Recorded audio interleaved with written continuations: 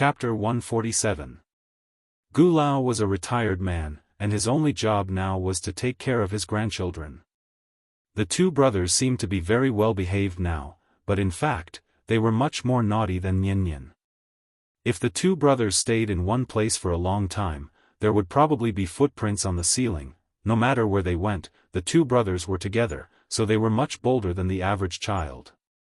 If it weren't for the little girl in the tea house, they probably wouldn't have been able to sit still and would have clamored to go out and play. Gu Lao was in good health, but taking care of these two naughty boys usually tired him out. Today, it was rare that the two brothers didn't bother him, so Gu Lao was naturally happy to be free. The three of them sat in the tea house for the whole afternoon. She patiently played Go with the old man. He controlled his level very well, and after a few games, his record became 2 wins and 3 losses. Such a well-matched match also thoroughly aroused the old man's competitive spirit, and he became more and more focused when playing Go. 4:20 in the afternoon. Not long after the 6th game started, Shi's phone suddenly rang. He took out his phone and found that the caller was Ning Qiudong, who he hadn't contacted for a long time. Since Shi hung up on Ning Zhongguo last time, the father and daughter of the Ning family didn't bother him again. Ning Qiudong's sudden call probably meant that she needed his help with something again. After thinking for a while, Shi smiled apologetically at Gu Lao, and then picked up the phone. "Hello? Mr. Chen? It's me, Ning Qiudong." As soon as he picked up the phone, Shi heard a little nervousness in Ning Qiudong's tone. The reason why Ning Zhongguo's attitude was so bad when he talked to him last time was because he couldn't find any clues about Ying at that time, which caused him to be in a bad mood. Now that he found his wife, and the family lived happily together, Shi naturally returned to his previous harmless appearance. Come to think of it, the father and daughter of the Ning family had helped him a lot in the past, although most of it was a combination of interests.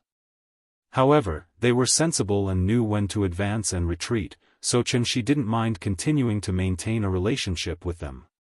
Thus, he smiled and asked, "It's me.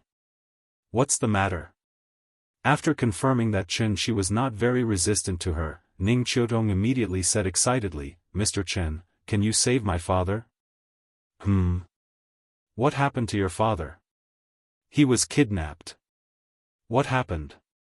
"Dad didn't come home yesterday, and I couldn't get through to him on the phone. I thought he had something important to do, so I didn't look for him. I didn't expect to suddenly receive a call from the kidnappers this morning. Did you call the police?" "Yes, the police are at my house right now. Since you've already called the police, you should listen to the police. What's the use of telling me?" After saying this, Shi seemed to feel that it wasn't very nice of him to say this, so he quickly added, "You're pretty rich, right? If you can't save him, then you can use the money to solve the problem. Save him first, you can earn the money later." Hearing this, Ning Qiudong said with a sobbing tone, "The kidnappers don't want money, they only want the pills you gave Dad last time." Shi frowned slightly. "Pills? Could it be the accomplices of the 2 Nanyang people last time?" While Shi was still thinking, Ning Qiudong thought that Shi didn't want to, so she begged, "Mr. Chen, Dad told me not to call you. Although the police have already started to act, I still feel very worried. I don't want to risk Dad's life, so I took the liberty to call you. I hope you don't mind." "Okay, I understand." Hearing her terrified voice, Shi interrupted her and said directly, "Do you know where my house is? I still have a few pills left at home. They're on a plate under the coffee table in the living room. You can go and get them, but remember not to break the lock." "Thank you, Mr. Chen." "Thank you. That's it then." After saying this, Shi hung up the phone. At this time, Gu Lao looked at Shi with a slightly surprised look and asked directly, "Use the money to solve the problem? Your friend was kidnapped?" Shi smiled and shook his head. He casually explained, "A friend is in debt outside, and the loan sharks came looking for him. His family is worried, so they called me." Hearing this, Gulao also shook his head and said emotionally, "Why would a normal person deal with loan sharks? Your friend is probably not a decent person. I'll take advantage of my seniority to give you a piece of advice. It's better if you don't deal with this kind of people in the future. Otherwise, one day you might be involved." Xianxia nodded and said yes. After laughing, he did not continue the topic. Seeing this, Gulao did not say anything more. The two continued to play Go, and Xianxia thought about Ning Zhongguo's incident. He really didn't expect that a mere simplified version of the Foundation elixir would actually involve so many things. After Ning Zhongguo and Su Wei were warned by him last time, they had promised that they would definitely minimize the impact of the pill. However, some fires were easy to ignite, but difficult to extinguish. After all, according to the rumors, it was a miracle pill that could change one's fate. Who wouldn't want it? Ning Zhongguo and Su Wei had shot themselves in the foot. Not only did they not make much money, but they also got into trouble because of it. Thinking about it, this was the second time Ning Zhongguo was kidnapped because of the pill. However, this time he was smart. After seeing the tip of the iceberg of Xianxi's strength, Ning Zhongguo had already made up his mind. No matter what, he would not say anything about Xianxia. Instead, he insisted that the hidden expert who could refine the miracle pill had already passed away. Ning Qiudong also knew about Xianxi's existence. However, because of Ning Zhongguo's warning, she hesitated for a long time before finally plucking up the courage to call Xianxia. The kidnappers only wanted the pill and not the money. However, there were no more pills. Could it be that she had to use a fake pill in exchange for her father's life? What if the other party saw through it? This was a serious matter. Ning Qiudong did not dare to take the risk, so she thought of looking for Xianxia. Fortunately, Xianxia was much easier to deal with compared to the kidnappers. After getting Xianxi's permission, Ning Qiudong hurriedly rushed to the Kangju district, ready to exchange the pill for Ning Zhongguo's life. It was just a simplified version of the energy pill. Xianxia could have as many as he wanted, so he did not care much. Old Ning's performance this time was not bad. Those few pills were his reward. As for the kidnappers, Xianxia was not the police. Why would he care so much? Ning Zhongguo was a famous business tycoon in Zhonghai. Since he was kidnapped, the Zhonghai police would naturally do their best to ensure his safety. Chapter 148. Gulao was a very particular person. For the past 2 days, he would take the twins to the tea house after lunch every day. At 5:00 in the afternoon, Gulao would refuse Xianxi's dinner invitation and then take the reluctant twins home for dinner. A cup of vegetarian tea a day was only 20 yuan. Xianxia didn't accept it, but he insisted on giving it. He always said that it was a different matter. On this day, when Gulao took the twins to the tea house again, he suddenly found that there was a children's playground in the tea house. It turned out that the couple saw that the 3 little guys would spend most of their time lying on the ground, so after some discussion, they simply removed the row of booths on the left side of the bar. The empty space was about 7 or 8 square meters. Xianxia first circled the area with a plastic fence, and then covered it with colorful children's climbing mats. The twins often brought some small toys for the little guy these 2 days, which opened the little guy's eyes, but also gave her the idea of wanting her parents to buy her toys. Xianxia suddenly realized that he had not bought any toys for Niannian since he came back for so long. So, he discussed with Qin Ruoying to buy a lot of things in Jingdong. Within the 3rd ring road of Shangjing, the Jingdong delivery would arrive the next morning. Xianxia bought a set of Barbie dolls for the little guy and 2 or 3 sets of accessories for her. Fantasy wardrobes, villas, castles, holiday homes, everything was available. Maybe Niannian had a talent for music? A children's electronic organ was needed. Maybe Niannian had a talent for painting? Children's paintbrushes, crayons, watercolors, and a painting kit were needed. Niannian lacked companionship, so a children's intelligent robot toy was needed. There was also a set of Lego bricks, puzzle toys, good stuff. The couple was addicted to buying. You choose one, I choose one. When Qin Ruoying came back to her senses, the settlement price of the shopping cart had reached more than 8,000 yuan. This was not good. How many toys to buy for the child was a very particular thing. After research by scholars at the University of Virginia, they found that the best number of toys to buy for the child was 5. If there are less than 5 toys, children may feel inferior. But if there were more than 5, not only would the toys not be played enough, but it would also limit the child's creativity. It was also proven that the more toys there were at home, the lower the frequency of children playing with them. Too many toys would distract a child's attention, and it was easy for the child to develop the bad habit of 3-minute enthusiasm. On the other hand, if the number of toys was small, the child would get tired of playing with them. At the same time, if they couldn't get new toys, the bored child would create new ways to play. This was human nature, just like how primitive people created songs and dances out of boredom after eating and sleeping. Therefore, children who liked to study were often more intelligent. At the same time, because they had fewer toys, they were more focused. Of course, it was also wrong not to buy a toy for the child. All the other children had toys, but he didn't. While children envied others, they would also develop feelings of inferiority, which would seriously affect the child's mental health. The number of 5 toys was not an absolute standard. After all, every child was different, so the real effective standard still needed the parents to observe and figure it out.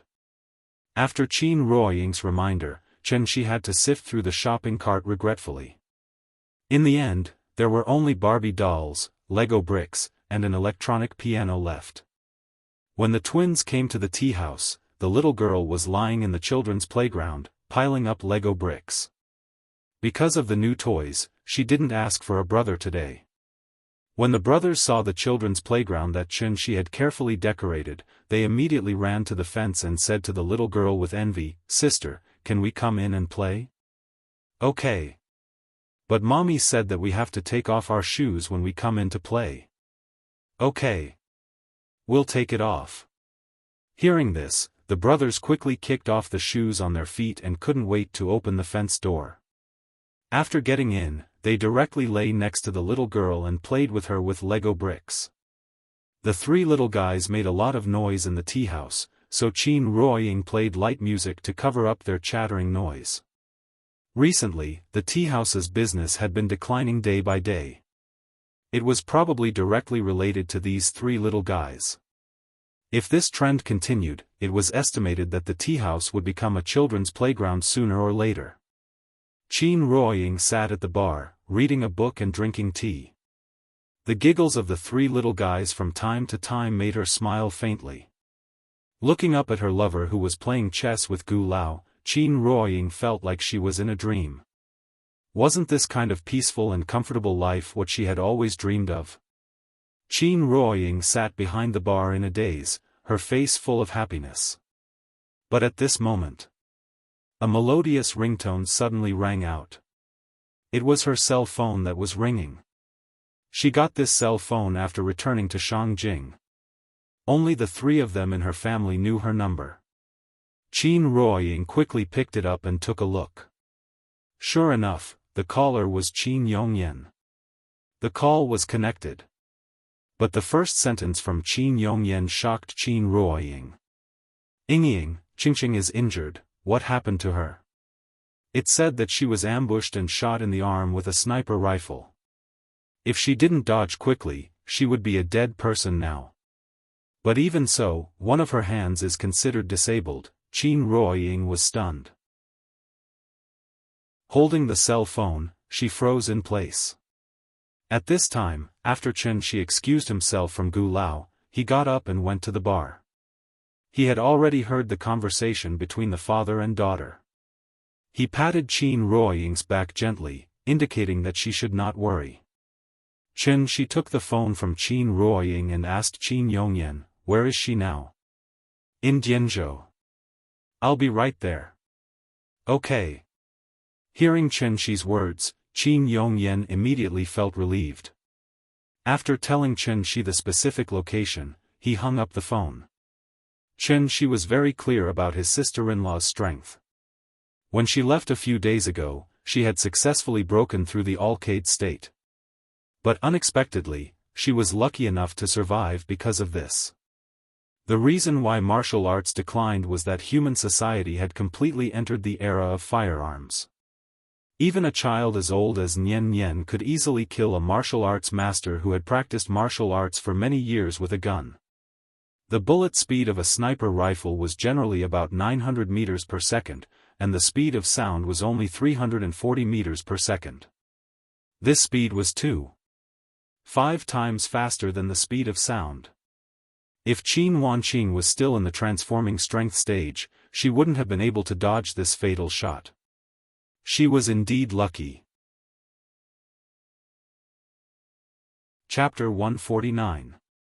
Something had happened to Qin Xueqing. But it was Qin Yongyan who had called to inform them. In other words, Qin Xueqing was probably not out of danger yet. Qin Ruoying only had one sister. Although Qin Xueqing especially liked to compete with her when she was young, it was just a childish tantrum. It was obviously impossible to say that the two sisters had no feelings for each other. Qin Xueqing actually cared about her sister very much, just like how Qin Ruoying cared about her. It was just that she always appeared cold and aloof. Qin Ruoying was not very sure what would happen if she was shot in the arm by a sniper rifle. But Qin Yongyan had already said on the phone that one of Qinqing's hands was crippled. She was originally a martial arts fanatic. If one of her hands was really crippled, what kind of blow would it be to her? The more Qin Ruoying thought about it, the more afraid she became. She could not help but hold Chen Shi's hand tightly, looking a little frightened. Seeing this, Chen Shi gently hugged her into his arms and comforted her softly. "Don't be afraid, I'm here." Qin Ruoying gently leaned her head on Chen Shi's chest. After adjusting her emotions, she said softly, "Go and see Qinqing, okay?" Chen Shi nodded, then lowered his head and left a kiss on Qin Ruoying's lips. Perhaps because Chen Shi was by her side, Qin Ruoying could not help but feel a little more relaxed after their lips parted. The couple turned their heads to the left side of the bar. The three little guys were sitting on the climbing mat, with a pile of Lego blocks in front of each of them. They were comparing whose block castle looked better. "Nian Nian, Daddy has to go out for a while. I'll be back soon. Be good at home and listen to Mommy, okay?" Chen Shi's tone was full of negotiation because he was worried that the little guy would suddenly flip out. However, the little fellow's reaction was somewhat out of Chen Shi's expectations. She looked up at Chen Shi. After thinking for a while, the little girl suddenly grinned and said, "Goodbye, Papa. I'll wait for you at home." As she spoke, she waved her hand at Chen Shi. At this moment, the twins waved at Chen Shi and shouted, "Goodbye, Uncle." Seeing this, Chen Shi was stunned for a moment. Then, he patted the heads of the three little guys one by one. The little fellow suddenly stopped clinging to him. It probably had something to do with these two brothers. Chen Shi didn't know that the two brothers were brought up by Gu Lao. Their parents were very busy with work, so they rarely accompanied them when they were young. After the brothers explained their situation to the little fellow finally understood how happy she was now. Therefore, when Chen Shi proposed to go out, Nian Nian was very generous. Because she now understood that adults need to go out to work, so they can't be with their children all day. The little fellow was very generous, which relieved Chen Shi of his worries. After briefly explaining the situation to Gu Lao, Qin Ruoying followed Chen Shi to the courtyard behind the tea house. "I'm here, don't worry. Well, after you understand the situation, remember to give me a call, okay?" Chen Shi reached out and gently touched Qin Ruoying's face. After taking her into his arms and kissing her again, he smiled and said, "Let's go." Then, under Qin Ruoying's gaze, Chen Shi disappeared in the air in an instant. After sighing softly, Qin Ruoying turned and returned to the tea house.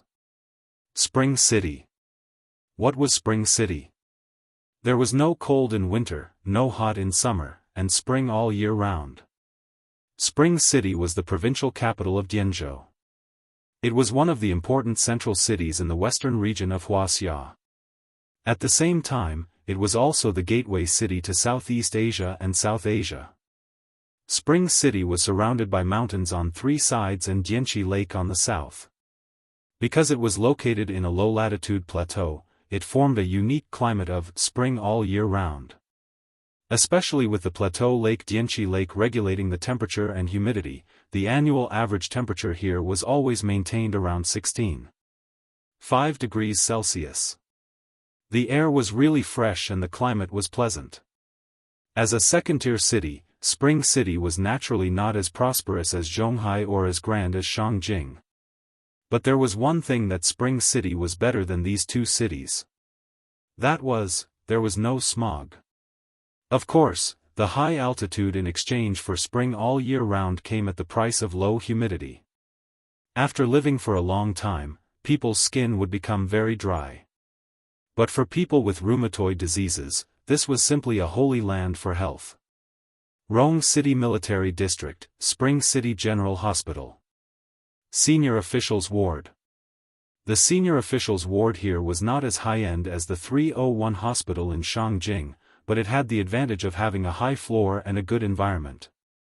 There were wardrobes, fridges, washrooms, and bathrooms. The area was not big, but it had everything. Because of excessive blood loss, Qin Shueqing was still in shock. As a newly promoted martial arts grandmaster, her physique was indeed better than ordinary people. After the heavy sniper rifle locked on, she could still sense the danger and dodge in time while being restrained by others. However, although she dodged the fatal shot, her entire right hand was disabled because of it. Because of the appearance of various supernatural dramas in recent years, many people mistakenly thought that after being shot in the head by a sniper rifle, it would only leave a small hole in the forehead. But in reality, if someone was really shot in the head by a sniper rifle, their head would explode like a big watermelon, and they would become a headless corpse in an instant. The so-called heavy sniper rifle was actually a 50 anti-material sniper rifle. The main targets of this type of rifle were armored vehicles, airplanes, and fortifications. Its advantages were its long range, high power, and high accuracy. Its disadvantages were that there was usually only one bullet in the magazine, and it took a long time to reload. If one was directly hit by this type of rifle, if one was lucky, it might only break in two. But if one was unlucky, it might be all over the place. There was no way to collect the corpse. Qin Shueqing's arm was broken on the spot. Fortunately, she was not an ordinary person. Otherwise, when her entire arm was broken, her shoulder blade might be pulled and a part of her body would be forcibly torn off. This was the true power of modern weapons. Because of excessive blood loss, Qin Shueqing was still in a coma. A group of people stood outside her ward. They had been waiting here for a whole day and night, but Qin Shueqing still did not wake up. A man who looked to be in his 30s stood up and glanced at Qin Wanqing, who was lying on the hospital bed through the glass window. He seemed to have made a decision as he turned around and walked out with an ashen face. "Third brother. Stop. Where are you going?" Before the man called third brother could take 2 steps, he was pulled back by his companion behind him. He did not say a word and wanted to shake off his companion, but his companion grabbed his arm tightly and did not allow him to leave. The two of them started arguing. The people around them hurriedly surrounded them and tried to persuade them to calm down. While they were arguing, the elevator door opened with a ding sound. A man slowly walked out of the elevator. He stood in the corridor and looked around. After confirming the room number, he walked directly to the senior officials' ward where they were. Third brother was in a fit of anger. When he saw that the man was being so rude, he immediately reached out his hand to stop him. "Stop. Who the *ck are you? Do you know where this place is? The man glanced at him, then pointed to the ward behind him and asked, Is Qin Xueqing here? Who the *ck are you? Third brother's attitude was very bad, so the man did not want to talk to him. After glancing at him indifferently, he wanted to walk past him and go straight to the ward. Third brother was instantly furious. He reached out his hand to drag the man back. However, before his hand could touch the man's clothes, a huge force slammed him against the wall. Chapter 150. Brother-in-law? The people outside the ward could not help but look at each other when they heard this. After saying that, Xianxia didn't bother to pay attention to them anymore. She walked past them and entered the ward. No one dared to stop him. This was because Lao San had been slapped into the wall by him. Just this move alone was enough to intimidate them. Everyone knew their stuff because they knew Lao San's martial arts level very well. He was at the peak of covert strength. He could send a warrior at the peak of covert strength flying with a casual slap. This young man in front of them was at least a Wu Dao Supreme Master. The few people outside the ward pondered over his self-revealing identity for a while and were skeptical about it for the time being. However, Lao San did not believe it. After Xianxia pushed him back, Lao San immediately took out a pistol from his waist and roared at the others with a red face, *ck, you don't even know who this person is.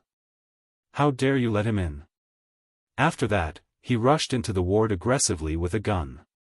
In the ward, Qin Xueqing was lying on the bed with a pale face. Seeing his proud sister-in-law suddenly lying on the bed, Xianxia could not help but frown slightly. Just as he was about to approach the bed, Lao San rushed in with a gun. Stop right there. Raise. Get out. Before he could finish his words, Xianxia had already turned sideways and glared at him. Then he spat out a word coldly.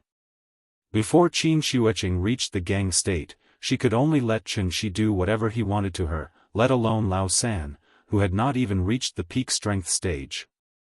Therefore, Xianxia did not do anything. Lao San's chest suddenly felt like he was hit by a hammer. His whole body immediately flew out. Xianxia did not hurt him. After he flew out of the ward, he closed the door behind him. Lao San's companions outside the door quickly caught him and prevented him from falling to the ground. Seeing this, the companion who had just argued with Old Third could not help but blurt out, using qi to control objects, a great grandmaster in the gang state. Hearing this, the expressions of the people outside the door changed drastically. Gang state? So young? Is he really the brother-in-law of the section chief? That should be it. He looks a few years younger than me. I didn't expect him to already be a great grandmaster. A great grandmaster in the gang state was a legendary existence for people who had been practicing martial arts since childhood. Qin Xueqing had just broken through to the Alcade state and had not had time to stabilize her state, so she did not tell them that she had already stepped into the Alcade state. Old Third finally calmed down a lot after being hit by such a heavy blow. When he stood up again with the help of his companions, he didn't try to chase them away. Instead, he squeezed to the glass window and looked at the situation in the room. This was the Chengdu Military Region Spring City General Hospital. No matter how bold those Nanyang monkeys were, it was unlikely that they would come here to cause trouble. The reason why OL-3 stopped Xianxia from entering was because he was in a bad mood. He wanted to vent his anger on someone, but he did not expect to bump into an iron plate. At this time, Xianxia was already standing next to Qin Xueqing. He lifted a corner of Qin Xueqing's blanket and looked at her empty sleeve with a frown.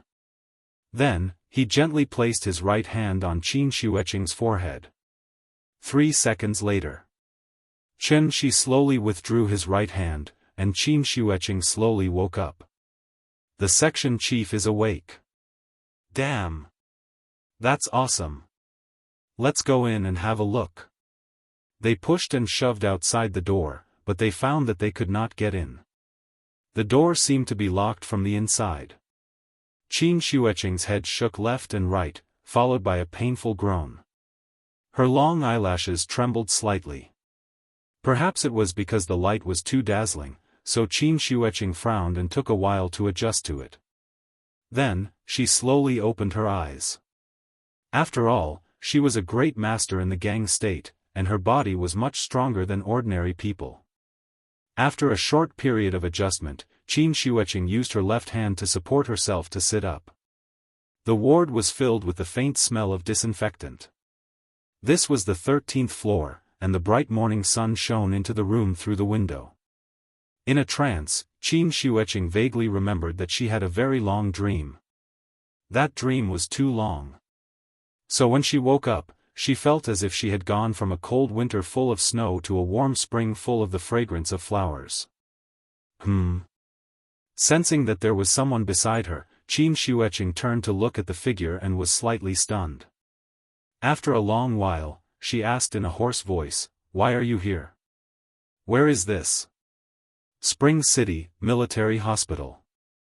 "Hospital?" Qin Shuiqing muttered. Immediately after, she seemed to have thought of something and hurriedly turned her head to look at her right arm. Sure enough, the empty sleeve was swaying slightly. The memory before she fainted flashed in her mind like a slideshow. She remembered. She, who had already stepped into the Gang state, was like a real god in front of those Nanyang monkeys, and they were forced to retreat. She even remembered the despair on those Nanyang people's faces. The leader of those Nanyang people was also a martial arts master. When she fought with them, they pretended to be defeated and lured her to chase after them. As a martial artist, Qin Shuiqing had her own confidence and pride.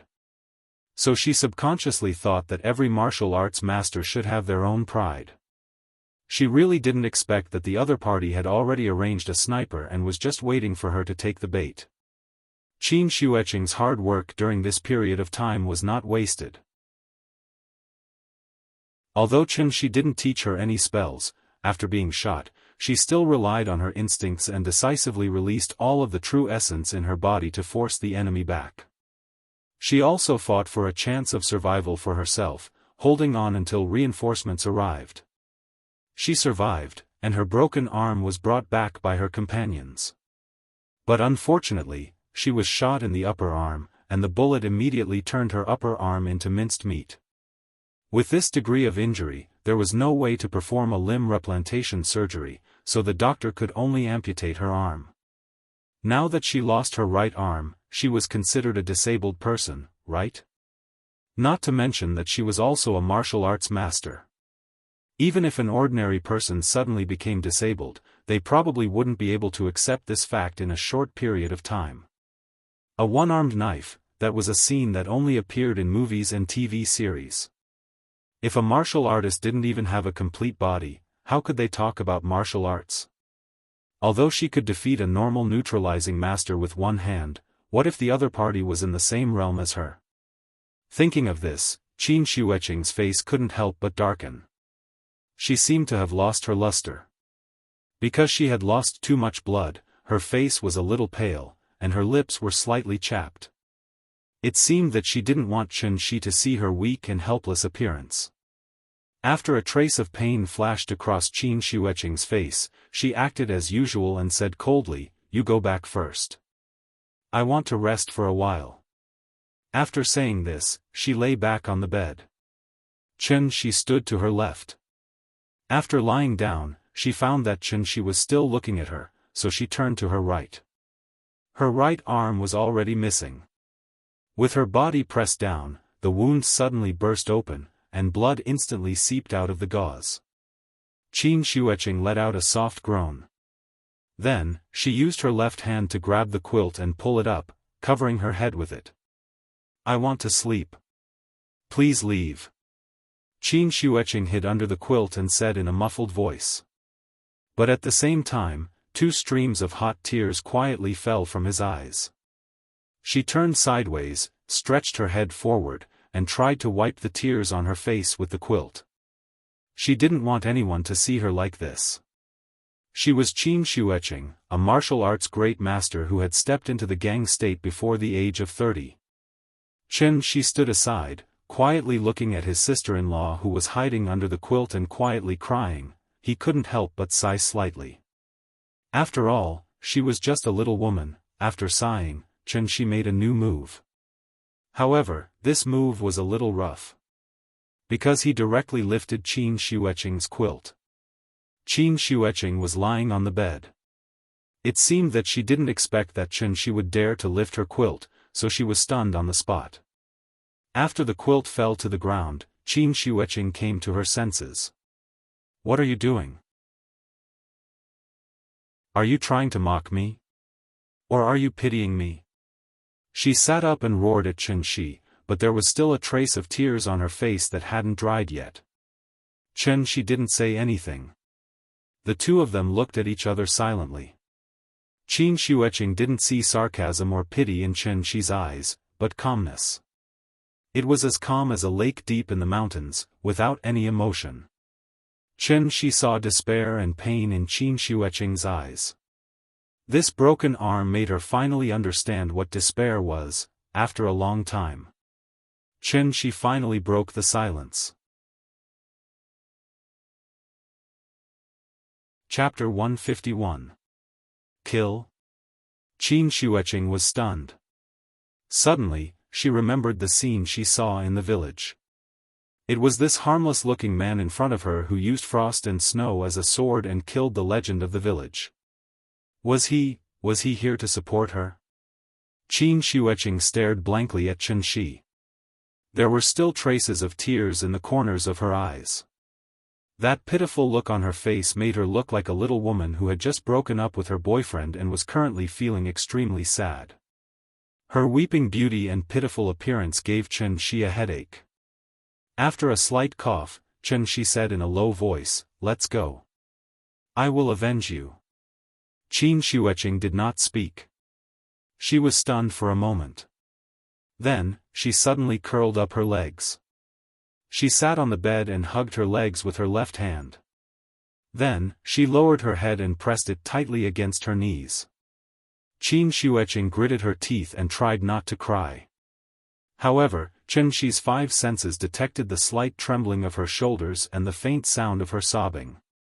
The blow of losing an arm was too heavy for a woman like her who had always been confident and conceited. Blowing the mud up to the clouds, raising the flesh and bones of the dead. In this sentence, the words raise and flesh were both methods of using. If translated in plain language, it should be making the dead stand up, making the bones grow flesh. Coming back from the dead, and making the bones grow flesh. This was the method of immortals. Wasn't it just a broken arm? Even if she was broken into two pieces, Shi had a way to put her back together. However, after careful consideration, Shi did not intend to tell Qin Shueqing that he had a way to save her now. Because his character was indeed flawed. As the saying goes, kindness is like water. Those who are too strong break easily, and those who are soft will never be defeated. Misfortune may be a blessing in disguise, and a blessing may be a curse in disguise. With the experience of losing her hand this time, it was not necessarily a bad thing to let this proud daughter of heaven have a taste of bitterness and temper her. Qin Shueqing hugged her legs in pain silently. Shi was not in a hurry. He just stood silently by the bed and looked at her.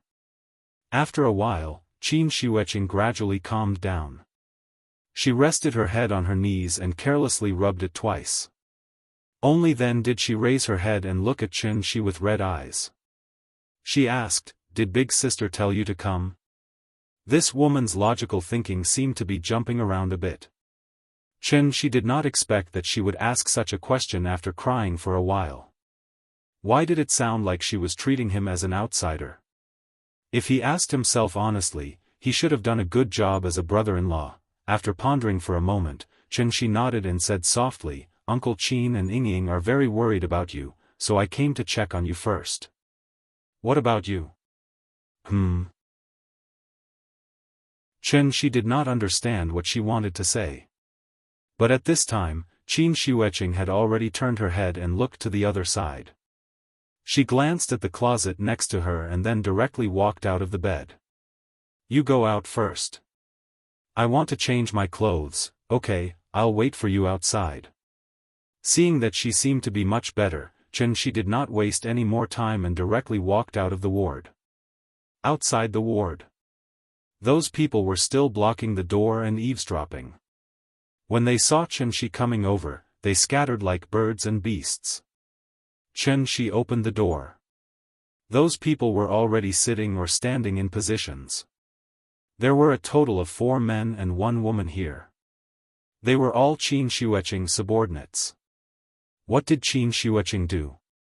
She was a direct subordinate of the Wu Lian headquarters in Shangjing. She was the director of the Emergency Operations Management Office for Special Events. She was a section chief, so everyone called her Section Chief Qin. The Wu Lian was an administrative unit, so naturally, it used the administrative rank. Her position as a section chief did not seem high, but she had special rights. One of them was that it was not illegal to kill people. When the Wu Lian's department was on a mission in another country, they had the right to request the local police to cooperate with the operation. If the situation was special, they could even apply to the higher-ups for local armed police and military support. Qin Shueqing's Emergency Management Office had 10 action teams under its jurisdiction. With Shangjing as the center, they were responsible for combating all martial artist-related criminal activities in North China. This time, the reason why she came to Spring City was because of the special mission. It was a group of martial artists who illegally came from Nanyang.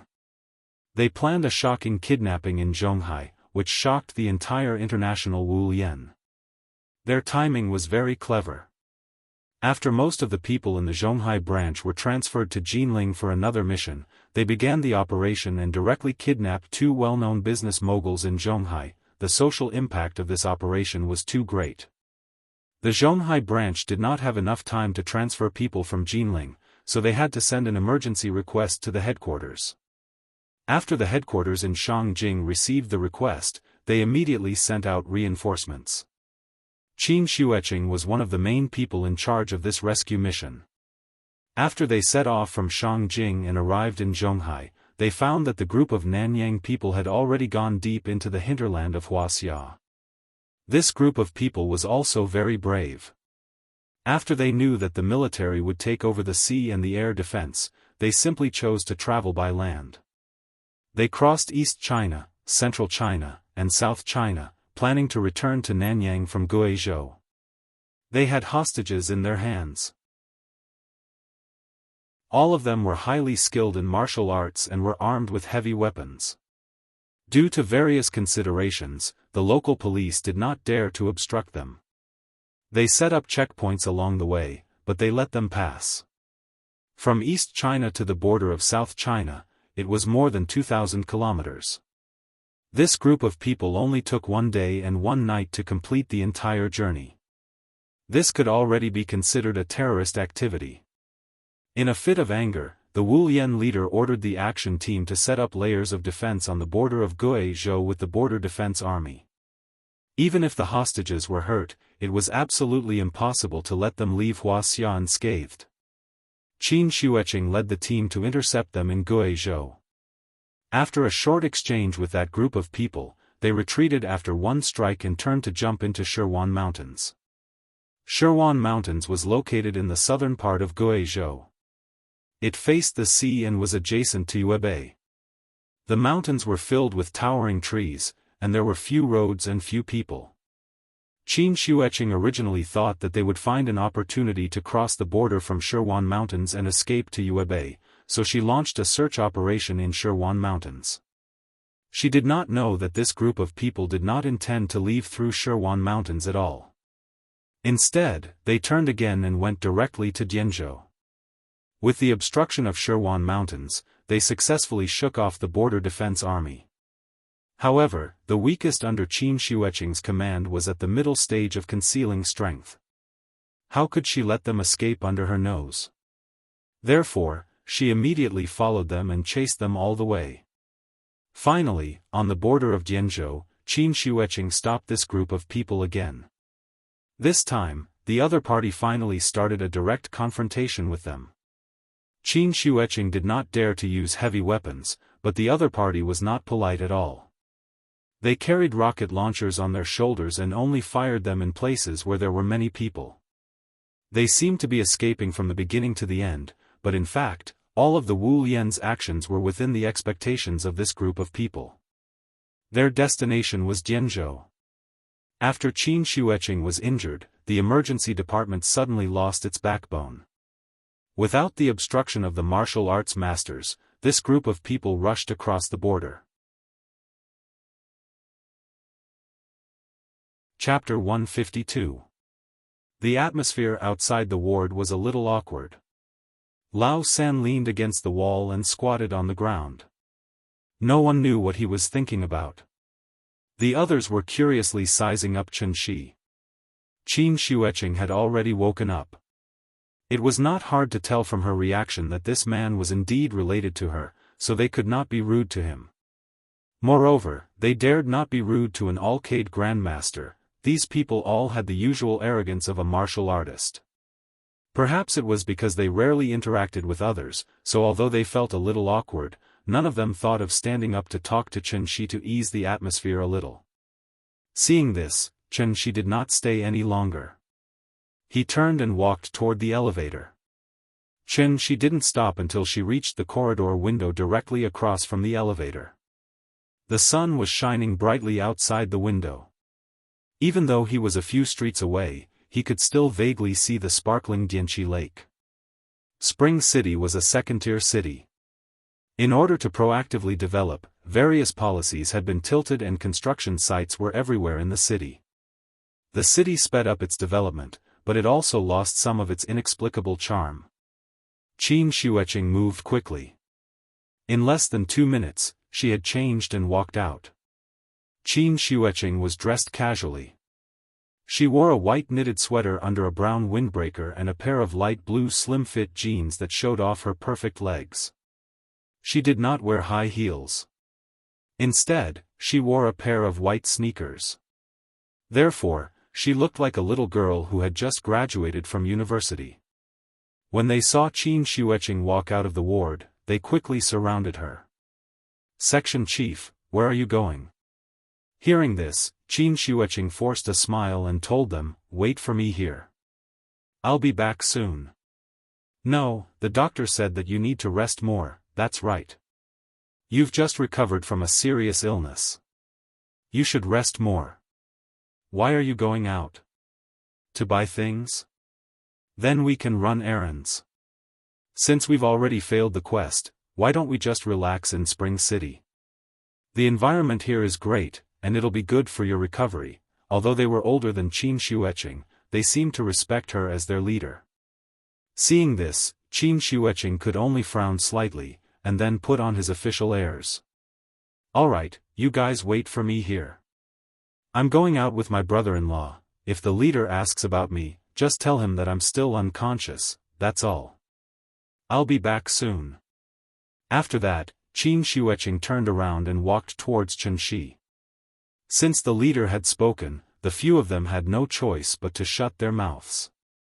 So, they just foolishly watched her walk into the elevator with Chen Shi. In the elevator, Qin Shueqing briefly explained the situation to Chen Shi. After hearing this, Chen Shi didn't know whether to laugh or cry. Zhonghai Tycoon? Nanyang people? The two unlucky hostages were obviously Ning Zhonghua and Su Wei. Chen Shi really didn't expect that the whole thing was caused by him. But the strange thing was that he had already asked Ning Chudong to get the medicine to ransom them. But looking at the situation in front of him, the group of Nanyang people probably went back on their word and wanted to kidnap Ning Zhonghua and Su Wei back to Nanyang. That was why the Wu Lian chased after them. Qin Shueqing was a little absent-minded. After the elevator door opened, she followed Chen Shi directly into the elevator. However, it wasn't until she walked out of the elevator that she realized, Chen Shi didn't press the button for the first floor, but the top floor. The top floor was the ICU ward. There weren't many patients or family members walking around here, so it was very quiet. Why did you bring me here? Xianxia smiled and didn't say anything. After walking out of the elevator, he walked directly to the fire escape next to him, then followed the fire escape to the iron door on the rooftop. He gently touched it with his hand, and the iron door opened. Xianxia was a little confused. But when she saw Xianxia's mysterious look, she was a little angry. So, she didn't bother to ask any more questions. She directly followed Xianxia to the rooftop. There was nothing special on the rooftop, only a row of central air conditioning systems. Xianxia looked around, then frowned and asked, "What are you going to do?" Xianxia stopped in his tracks. He turned around and glanced at Xianxia, then said with a smile, "I'm going to take you flying." "What?" I said, "I'm going to take you flying." After saying that, Xianxia directly stood on Xianxia's right side, then gently put his hand on her waist. Xianxia was stunned. When she came back to her senses, she wanted to scold Xianxia. But Xianxia had already taken her to the sky. The hospital below was getting smaller and smaller. In the blink of an eye, it had completely disappeared. The entire spring city had shrunk to the size of a palm. Where are those people? Xianxia was a little confused. After hearing Xianxia's question, she turned to look at Xianxia in a daze. She had already seen how powerful her cheap brother-in-law was when she was in the village. But when she was really taken flying by Xianxia, she still couldn't accept it. It was too shocking. There was no sense of weightlessness, and there was no sound of wind. This was because Xianxia had wrapped her up with her true essence. Xianxia was now considered an immortal cultivator, so she was very sensitive to the fluctuations of vital essence. Therefore, her current feelings were. Her whole body was wrapped in a velvet quilt. It was very comfortable and warm. She couldn't wait to sleep here. Because they didn't have a flying Dharma treasure, Xianxia didn't want to take advantage of his sister-in-law, so he didn't directly carry her and fly. Instead, he chose an extremely clumsy method. And that was to directly inject his vital essence into Xianxia's body. His sister-in-law was now considered an immortal cultivator, so after Xianxia's vital essence entered her body, he could circulate the Dharma art without any hindrance. It seemed like he was flying with Xianxia, but in fact, the two of them were flying separately. However, Xianxia didn't know this. Feeling the constant warmth from Xianxia's hand, she actually blushed for the first time. Because she was worried that Xianxia would notice her strange behavior, Xianxia quickly turned her head to look in another direction. She didn't even hear Xianxia talking to her. "I'm asking you a question. Where are those people?" Xianxia thought she was frightened, so he patiently asked twice. It wasn't until the third time that Xianxia finally came back to her senses. She quickly answered, "Southwest, south of one mountain. It's about 180 kilometers away from Spring City, okay?" Xianxia looked in the direction. After confirming that it was correct, he directly flew over with Xianxia. Xianxia secretly glanced at Xianxia's side profile from the corner of her eye. Chapter 153. Wuxia County in Jianghu was a very strange place. It was adjacent to North Vietnam, and the border smuggling industry had even formed a complete industrial chain. Each smuggler was 50 yuan, and the guide fee was 100 yuan. If they needed to apply for a visa, it was 200 yuan. Of course, this was without bargaining. After the smugglers paid the protection fee, they could even seek the protection of the local gangsters. If anything happened, they would come forward to solve it because the other party also had to build a brand reputation. Today, everything in Wuxia was in order. Therefore, many people didn't know what had happened here. More than 20 years ago, a major incident happened in Wuxia County's Pingyuan town. It could be said to be the largest anti-drug operation since the founding of the country. Compared to this incident, the incident in Yuezhou's Lufengboshi village paled in comparison. As for people like Dongbei's fourth master Qiao, Liaodong's Lu Yong, Shancheng's Wen Chang, and Chengdu's Lu Han, they couldn't be compared at all. The former was a gangster who could show off with a pistol, while the latter was a drug lord who had his head tied to his belt and could explode with a grenade at any time. After the anti-drug operation in Pingyuan, Wen Shan became what it was today. However, it had always been the focus of the country's attention. The drug dealers weren't stupid.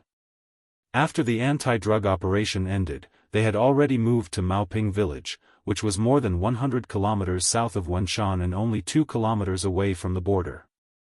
They usually lived in Maoping, and when they needed to work, they would smuggle to North Vietnam. They were born and raised in the local area. Every forest and every hillside couldn't be more familiar. This section of the border had no natural barriers. As long as they passed the boundary marker, they would be considered to have left the country. The border guards were also people.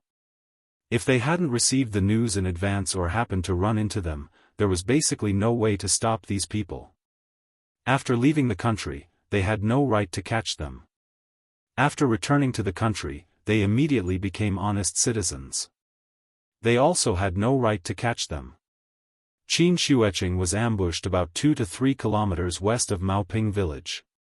After the Wu Lian's investigation, they had already determined that the spy for the Nanyang people was an old drug dealer in Maoping village, Poison Dog. Poison Dog was his nickname more than 20 years ago. After Ping Yuan was swept away, Poison Dog changed his name to Old Dog and hid in Maoping village. He was the type of person who didn't have much courage and was usually very cautious. He knew that he was in the business of killing people, so he never hid or transported the drugs himself. He had always let his subordinates do it. Although his reputation was great, his business was very small, and his path was very stable. And this was the only reason why he was able to survive until now. Other than selling drugs and guns, Old Dog had a high status in the underworld, so he was very well informed both domestically and internationally. This also gave him a part-time job, which was being a broker. Old Dog had recently accepted a deal. A few Nanyang people wanted to buy information from him, saying that they wanted to go to Zhonghai and do something big. Going from Jianghu to Zhonghai for kidnapping? Even going to the West Hills to kidnap the coal boss would be better than going to Zhonghai. Although Old Dog was surprised, he did not ask further due to his professionalism. Instead, he decisively provided the other party with some weapons and information. He thought that this group of Nanyang people would definitely not return, so he didn't pay much attention to them. However, the development of the situation was somewhat beyond Old Dog's expectations. That day, the sound of gunfire shook the entire mountain range.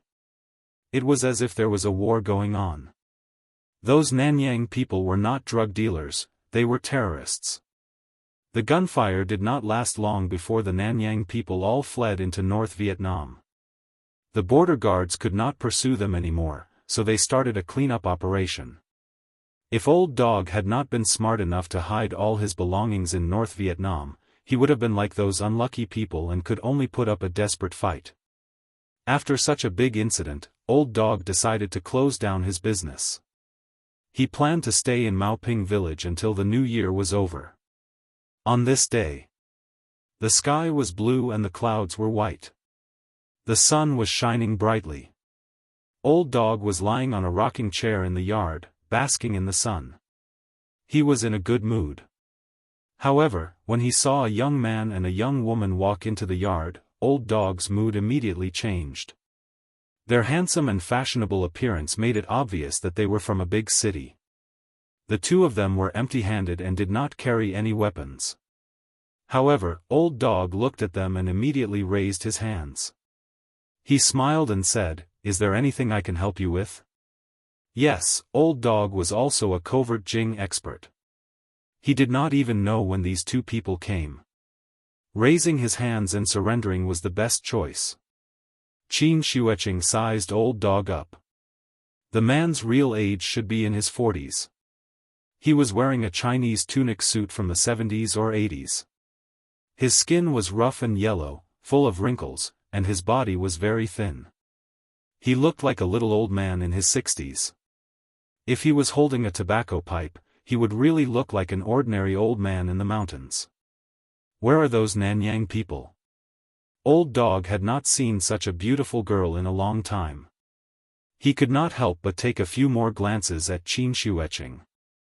However, when he saw Qin Shueqing's empty right hand under her windbreaker, his expression changed slightly. I'm not sure, then I'll ask again. Where are those Nanyang people? Old Dog's expression was uncertain. After hesitating for a while, he gritted his teeth and said, North Vietnam, Shan Luo. There were two kinds of people that Chen Shi had to kill. One was human traffickers, and the other was drug traffickers. The former was inhumane, while the latter was inhumane.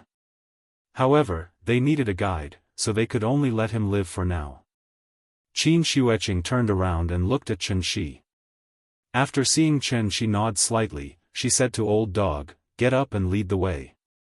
Old Dog was shocked when he heard that. He said, you're going to North Vietnam? Illegally? Stop pretending.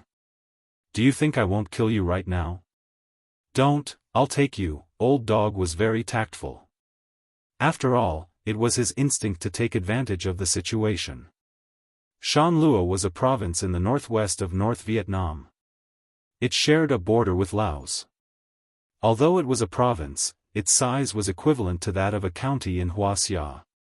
North Vietnam was poor, but Shan Luo was the poorest province in North Vietnam. There was basically no industry here, and agriculture was Shan Luo's economic lifeline. Because of this poverty, poppies had become a traditional local plant. Although the North Vietnam government had been cracking down on the drug trade, it was difficult to manage such a remote mountainous area, so they could only turn a blind eye. After crossing the border, Old Dog found an off-road vehicle and drove the two of them straight to Shan Luo.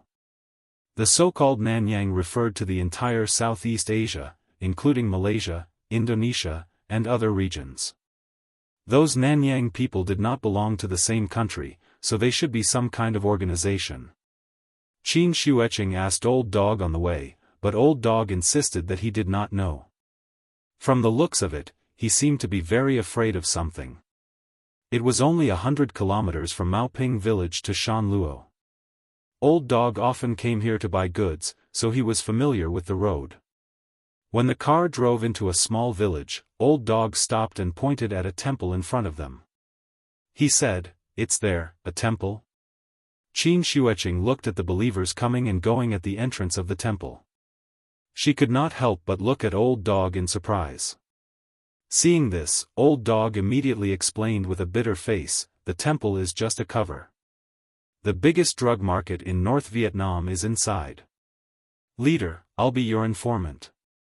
Don't expose me, or else I'll be dead." "Okay, then wait for us here." Qin Shueqing got out of the off-road vehicle in high spirits, then walked directly to the temple in front of them. Perhaps it was because Chen Shi was next to her, so when Qin Shueqing walked to the temple, she was not worried at all. Instead, she felt a little excited. It was a feeling that Qin Wanqing had never experienced before, that she had someone backing her up. It was very exciting, however. She did not notice it at all. She was like a child who was bullied outside, and now she came back with her parents to get back at them. Chapter 154. Nanyang did not seem big, but it was one of the more densely populated areas in the world. There were many immigrants here, and because it was once a colony, the locals had many different beliefs, such as Buddhism, Catholicism, Christianity, and Judaism. Among them, most of them believed in Buddhism. Unlike Huaxia's Mahayana Buddhism, Hinayana Buddhism was more popular in Nanyang. The difference between the two was that Mahayana Buddhism promoted the salvation of others and oneself, while Hinayana Buddhism promoted self-indulgence. If one had to describe it, one could say that one was a bus, while the other was a motorcycle. Hinayana Buddhism was a derogatory term for Mahayana Buddhism. In fact, Hinayana Buddhism's followers did not agree with this term. They called themselves Southern Theravada Buddhism.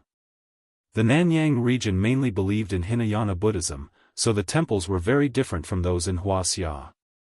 Wuxia's temples were mostly palatial, majestic, and solemn. Nanyang's temples, on the other hand, were mostly stand-alone. They were relatively small, with a Buddhist hall and a Buddhist pagoda, surrounded by scattered monks' residences or places for rest and study. Mahayana Buddhism's temples had many statues of Buddhas, bodhisattvas, and all kinds of protectors. However, Hinayana Buddhism's temples only had one statue. Shanlua was too poor, so most of the villagers here wore coarse linen clothes. Therefore, when a young woman like Qin Shueqing appeared in a trench coat and jeans, she immediately attracted a lot of attention. Nanyang was tropical and had a tropical monsoon climate. Most of the people here had light brown, or even dark brown skin. Qin Shueqing's skin was fair and beautiful. Compared to them, she immediately looked like a fairy who had descended from the heavens. After hearing Old Dog say that this was where the Nanyang people were hiding, Qin Shueqing immediately walked towards the temple. Her sister-in-law seemed to have a bad temper and was not easy to get along with, but in fact, she had never even killed a chicken before. Although she had a license to kill, she had always controlled herself when she was on missions. Once the enemy lost the ability to resist, she would immediately stop. However, being friendly to others did not mean that others would be friendly to her. That shot had completely angered Qin Shueqing. As a result, her wound had not even healed, and she was still in an extremely weak state. When she heard that she was going to avenge her, she immediately followed him. If she was not as skilled as him, it would be fine. However, the other party arranged for a sniper to ambush, and almost take her life. Although her life was saved, her right hand. So she had to take revenge. After seeing Qin Wanqing get out of the car and leave, She also opened the door for her. Before leaving, She smiled and said to the old dog, "Let me give you a piece of advice. You better stay here and wait for us to come back." Then, he followed Qin Shueqing. After the two of them left, the old dog spat out the window, hesitating whether to drive away now. However, of course of the world's Chen. This young man was not simple. Even if he ran away now, he could only run away as a monk, but not as a temple. Unless he never returned to Wuxia. His wife and children were still in Wuxia. How could he not go back? This was indeed a temple. It looked a little ordinary. After entering the main hall, the first thing that came into view was a golden statue of Buddha. A monk was meditating by the side. When he saw Qin Shueqing, he said a few words. Qin Shueqing did not understand. She frowned and tried to say, "I'm looking for someone." The monk was stunned. Then he said in awkward Chinese, "Who are you looking for?" Qin Shueqing was about to speak. But at this moment, she saw a figure walking out from behind the Buddha statue. It was a dark and thin man. He was about 30 years old. His skin was dark, and he wore a coarse short coat. The muscles on his arms were exposed. Qin Shueqing was indeed too eye-catching. So the dark and thin man saw her at first sight. The dark and thin man was stunned for a moment. Then he reached for his waist. "I'm looking for him." The moment she saw the dark skinny man, Qin Wanqing's expression couldn't help but turn cold. After saying that, she seemed to have turned into a white crane and flew toward the man in an instant. The dark skinny man's reaction was also very fast. Just as Qin Wanqing pounced on him, he had already taken out a pistol from his waist. Who knew how much blood these people had on their hands, so they didn't hesitate at all when they fired. He aimed the gun at Qin Shueqing and wanted to pull the trigger. However, after he pulled the trigger with his index finger, the trigger did not move. It was as if it was stuck. Because This time, her brother-in-law was standing behind her sister-in-law. After all, she had just recovered from a serious injury. Her skills were not as good as before. What if she was not careful and got shot again? The dark and thin man reacted quickly. When he saw that the trigger could not be pulled, he turned around and wanted to run. But at this time, Qin Shuiqing had already rushed in front of him. She raised her left hand and grabbed his neck. Then she pressed him against the wall. Because she used too much force, the dark and thin man's eyes rolled back. With Qin Shuiqing's character and habits, it was absolutely impossible for her to have any close contact with such a rough and stinky man. But now she was angry, so she did not care about anything. She grabbed the dark and thin man by the neck and lifted him up. Then she asked coldly, "Where is the Wuxia that you kidnapped?" All of this happened in the blink of an eye. The monk next to them was an ordinary person. After being stunned for a moment, the monk was frightened by the scene in front of him. He ran toward the back of the temple. She looked at the back of the monk and did not choose to stop him. Instead, he went behind Qin Shuiqing and asked casually, "Are you sure that he can understand Chinese?" Qin Shuiqing could not help but be angry when she heard this. She was completely angry now, so she did not care about anything else. Her left hand tightened again, and the dark and thin man immediately rolled his eyes. "Speak. Where is the Wuxia that you kidnapped?" "That's enough. He is about to be strangled to death." She was speechless. He patted her shoulder. Then, she walked to the dark skinny man's side and took the gun from his hand. Bang! Bang! Bang! The crisp sound of a gunshot rang out in the main hall, startling a flock of birds. The peace of the small village was broken by the sudden gunshot. The moment the villagers heard the gunshot, they all ran back to their homes. In a short while, there was not a single person on the dirt road in the village. "What are you doing?" After the gunshot rang out, Qin Shuiqing immediately let go of her hand. The dark and thin man fell to the ground and wailed in pain. She fired 3 shots.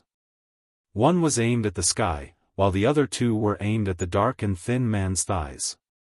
She looked at Shi in surprise. Shi smiled and played with the gun in his hand. This was an M1911. .45 caliber. There were many scratches on the gun, and it looked a little old. It was probably an antique left behind from the Vietnam War. Her sister-in-law was a civil servant, so no matter how angry she was still bound by the rules of a civil servant. Therefore, when Shi fired the gun, her sister-in-law seemed to be unable to accept it. That was because she had not changed her mind. This was not Wuxia. The person in front of her was not a kind person. This was a drug lord, a level higher than a drug dealer. Drug dealers could also be forced to take the risk to engage in this line of work. However, drug lords were the source of all evil. For the sake of profit, they had sold their souls to the devil. Qin Shuiqing instinctively wanted to be merciful. However, she had never thought about what kind of experience it would be if she fell into their hands. The drug production in Nanyang accounted for almost 70% of the world's drug production.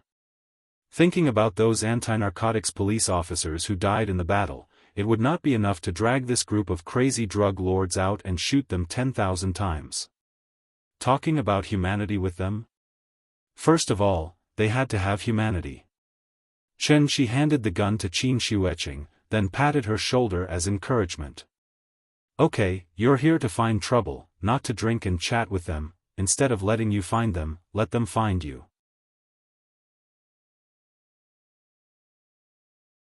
Chapter 155. Play the Eru with full health, then fight the boss with low health. First, the small ones, then the big ones, and finally the boss. That was a scene only seen in movies and TV shows.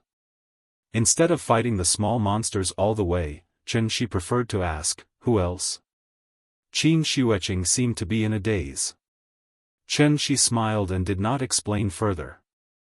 After about a minute, there was a rush of footsteps from the back of the hall. The two turned around and saw a group of Nanyang people with various weapons suddenly rushing into the hall. There were at least 15 or 16 people in front of them. Most of the people here could be said to be short and vigorous. Some were holding pistols, some were holding submachine guns, and some were even holding AK-47s. There were 2 old pagoda trees in front of the temple. They were estimated to have lived for hundreds of years. The lush leaves blocked most of the sunlight and made the hall look a little dim. There were 3 categories of countries in the world: developed countries, developing China, and least developed countries. Vietnam was originally at the bottom of the list, but the economic situation had improved significantly in recent years, so it jumped from the least developed country to developing China. Although it became developing China, there was a clear difference between Vietnam and Wuxia. Vietnam today was equivalent to Wuxia in the 80s and 90s. It was a critical time to go from chaos to order. Vietnam banned guns, but because there was a long anti-colonial struggle in this place, there were a lot of weapons. Although the Vietnam government tried to confiscate them, the effect was limited. Most of the guns smuggled in Wuxia came from this place.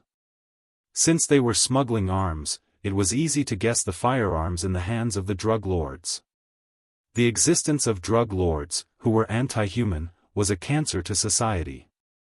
It was not that Xianxia was exaggerating, but if he pulled out all of these people and shot them, it was impossible to kill by mistake. Xianxia's marksmanship was very good, and the previous 2 shots were penetrating wounds. The bullets did not hit the bone or artery, but went directly through the thigh. Penetrating wounds were easy to treat, but the prerequisite was that the bleeding had to be stopped in time. Otherwise, excessive blood loss would lead to shock or even death. The group of people swarmed into the hall like a swarm of bees. After glancing at their companions who were still wailing on the ground, they all pointed their guns at Xianxia and Xianxia. However, what made Xianxia a little surprised was that among this group of Nanyang people, there was clearly a foreigner with a different style: Chinese.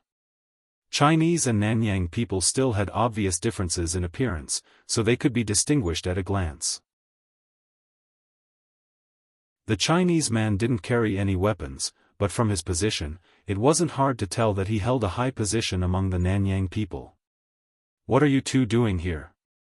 He looked to be in his 30s. His skin was yellowish, but he did not have the tan that was commonly seen on Nanyang people. His companion on the ground was still wailing and bleeding, but he chose to ignore it. Instead, he looked at Xianxia with interest. 2 long legs stretched tight by a pair of slim jeans, a perky chest under a white knitted sweater, fair and tender skin, and exquisite facial features that seemed to be made by nature. They were used to seeing rural women in the small valleys of Nanyang. Suddenly, such a stunning beauty popped up. These people really wanted to stare their eyes out. Xianxia had never been pointed at by so many people in her life, so she subconsciously frowned. No matter how powerful a martial arts master was, he was still immortal. No matter how fast he was, he couldn't outrun bullets.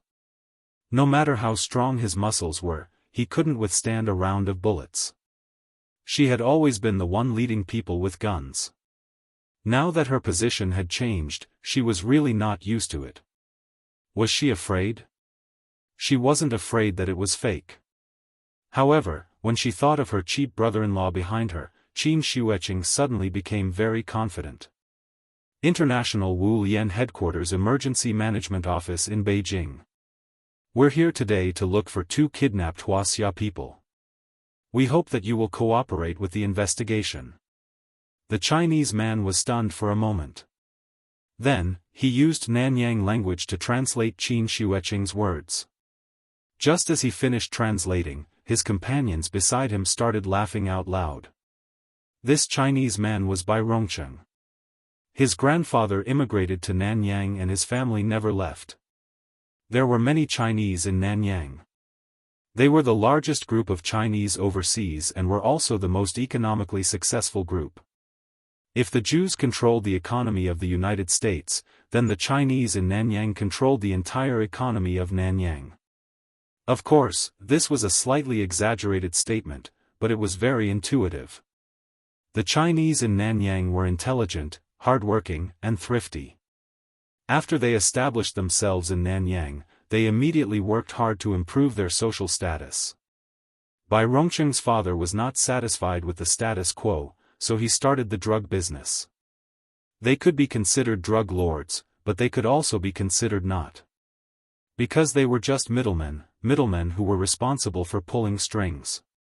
For example, after a boss of a gang in Hong Kong was killed or arrested, the first thing the new boss would do was to visit the middleman in Nanyang. Production and sales were important links that could not be separated. The big drug lords were closely watched by Interpol and generally did not leave their territory easily. At this time, the middlemen needed to step in. In recent years, many countries around the world had increased their efforts to crack down on drug trafficking, but the global drug trade did not decrease. Instead, it increased by more and more. Why? It was all because of the middlemen. They could be said to be omnipresent middlemen. Money or guns? Choose one. Either cooperate or your whole family dies. The group of people led by Bai Rongcheng spoke in English. Qin Shuecheng could not understand. However, how could she not understand their wretched expressions and obscene actions? Her sister-in-law was so angry that her face turned red. However, the black barrel in front of her made her quite wary. Seeing this, Chen Shi took a step forward. The hall was filled with laughter, and the atmosphere seemed relaxed. However, in reality, the two sides were at daggers drawn. After Chen Shi took a step forward, Bai Rongcheng's face suddenly froze. His companions next to him also pointed their guns at Chen Shi. Then, Chen Shi suddenly opened his arms. Then, he leaned forward slightly and pressed both of his arms forward. The true essence around his body suddenly erupted like a tsunami, surging and surging violently. There was no sound, only a series of exclamations. This group of armed thugs was like a bowling ball that had been knocked over. They were instantly thrown off their feet. However, their reaction was also extremely fast. Although they were dizzy and their blood was surging. After this group of thugs fell to the ground, their first reaction was not to get up, but to lie on the ground, raise their guns, and pull the trigger. Da-da-da, there was a series of fierce gunshots in the hall. The bullets swept the wooden door, and suddenly a cloud of wood chips exploded. Old Dog was sitting in the off-road vehicle. He could hear the fierce gunshots coming from the temple from afar. With his experience, he could even tell which model the gunshots belonged to. Sigh, they're asking for it. After sighing pretentiously, Old Dog leisurely lit a cigarette, intending to finish it before setting off. The gunshot sounded for about half a minute. Then, the gunshots stopped abruptly. In the temple, Bai Rongcheng sat on the ground, looking at everything in front of him in a daze. The originally solemn Buddhist hall had been dyed a different shade of crimson by the fresh blood. The wooden floor was also covered in blood. Other than the blood stains on the walls and doorposts, there was also some minced meat stuck to them. The minced meat and fresh blood mixed together, constantly emitting a strong fishy smell. This purgatory-like scene made Qin Shuecheng very uncomfortable. She quickly covered her mouth and ran out of the temple. The blood had already dyed Bai Rongcheng red, but there was not a single wound on his body. What happened just now? Bai Rongcheng's mind was a mess.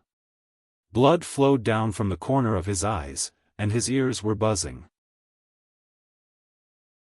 He only remembered, the young man in front of him suddenly waved his arms. Then, his men opened fire. But the target of their shots, it was not the young man in front of him, but the teammates next to him. More than 10 people suddenly picked up guns and shot at each other, resulting in this scene of purgatory on earth. Chen Shi calmly looked at Bai Rongcheng and suddenly asked, "Can we have a good chat now?" After hearing his voice, Bai Rongcheng could not help but tremble.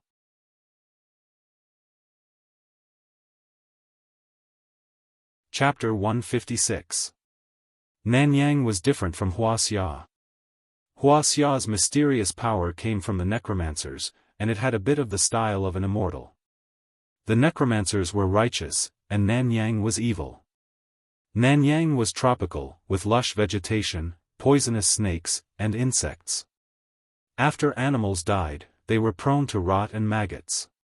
But it was such a sunny place that gave birth to the three most evil sorcery in the world: voodoo, black magic, and black magic.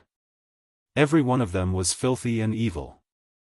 Zhang Jiada's youngest son, Zhang Hongyuan, learned black magic in Nanyang, and then used it on his father, causing his father to suffer from illness and pain.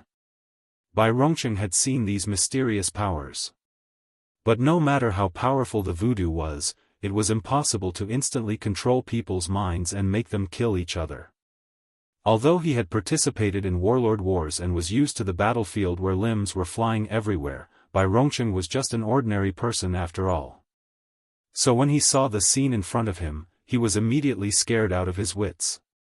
More than a dozen brothers who spent time with him suddenly pulled out guns and fought, and died tragically around him. Such a strange scene could only be described with the word ghost. Looking at Bai Rongcheng's sorry state, Qianxi couldn't help but glance at him with some disgust, then frowned and asked, "Tell me, where are the two Huaxia people? Who is the mastermind behind their kidnapping?" Bai Rongcheng was stunned for a moment, then immediately shouted in panic, "Meimen. It has nothing to do with me. Ba Cha, it was Ba Cha who did it." "What do you mean? Speak clearly." His tone was very panicked, and his Mandarin was not very standard, so Qianxi didn't understand for a while. "I was only responsible for providing support. It was Ba Cha who ordered it. He's in Meimen. Those two Huaxia people have been brought back to Meimen by him." This time, Qianxi finally understood. Meimen should be a place. Ba Cha was the mastermind of this series of events. Since he was in charge of providing support, the person who arranged for the sniper was definitely the one in front of him. Thinking of this, Qianxi turned his head to look outside the hall, but Qin Xueqing had long since disappeared. It was probably because he had never seen such a bloody scene before, so he felt a little nauseous. "Forget it, remember to be a good person in your next life and accumulate more good karma." Hearing this, Bai Rongcheng's expression suddenly changed. He thought that Qianxi was going to kill him, so he quickly knelt on the ground and kept kowtowing, begging for mercy, "Don't kill me. None of my business. I am also from Huaxia. Don't kill me."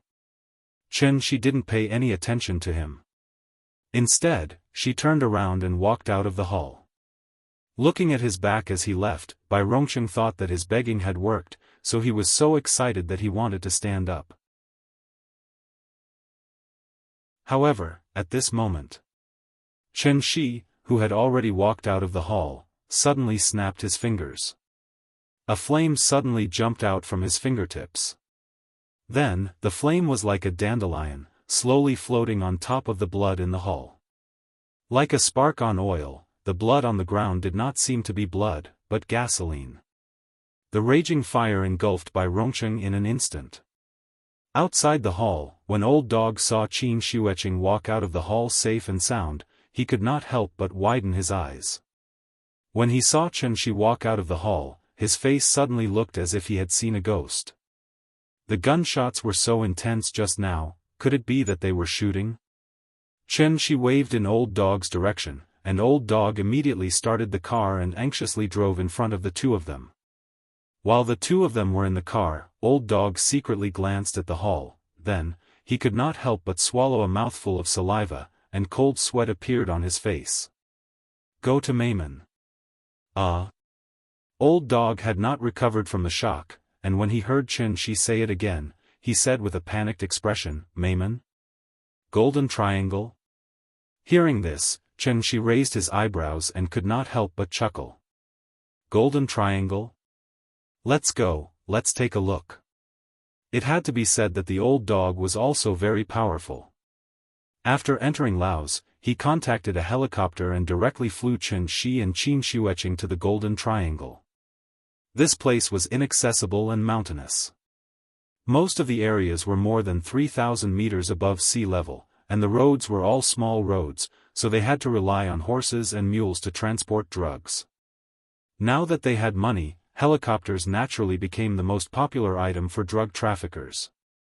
20 years ago, Kun Sa ruled the world here, but after Kun Sa's death, this place returned to its previous state of fragmentation, similar to the three kingdoms of Qin and Han. Bacha is a drug trafficker who suddenly rose to prominence in the past 10 years, and his group of people are not afraid to fight. In terms of strength, he is below average, but in terms of terror, he is definitely in the top 3. At this rate, I think he will become the second Kun Sa. Seeing that Bai Rongsheng was easily taken care of by them, Old Dog was finally willing to open his mouth. Whatever Chen Shi asked, he answered honestly, and did not dare to be hazy at all. After flying for almost 40 minutes, a small village appeared in Chen Shi's field of vision. This was a very backward village, and the style of the houses were all wooden high houses unique to Nanyang.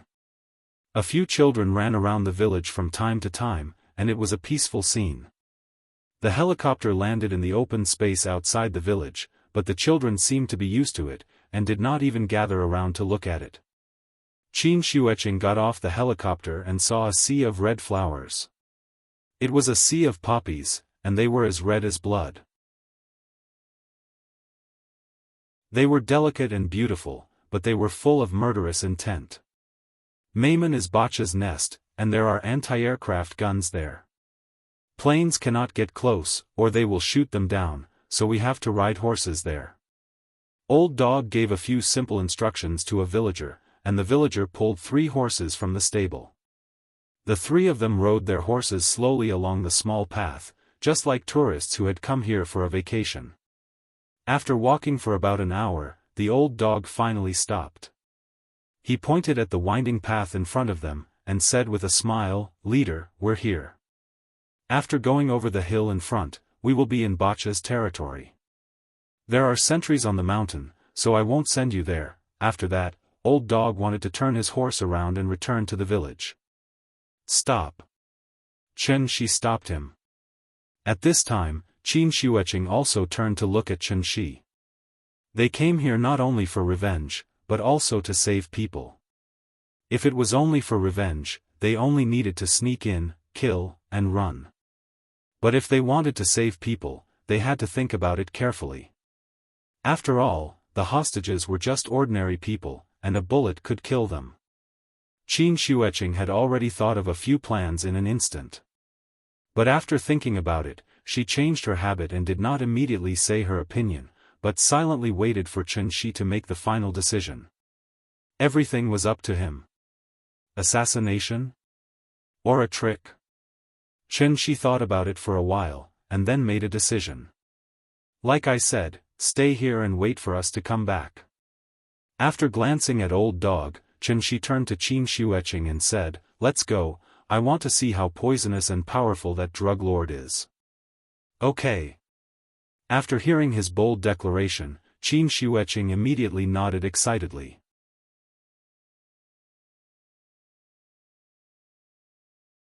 Chapter 157.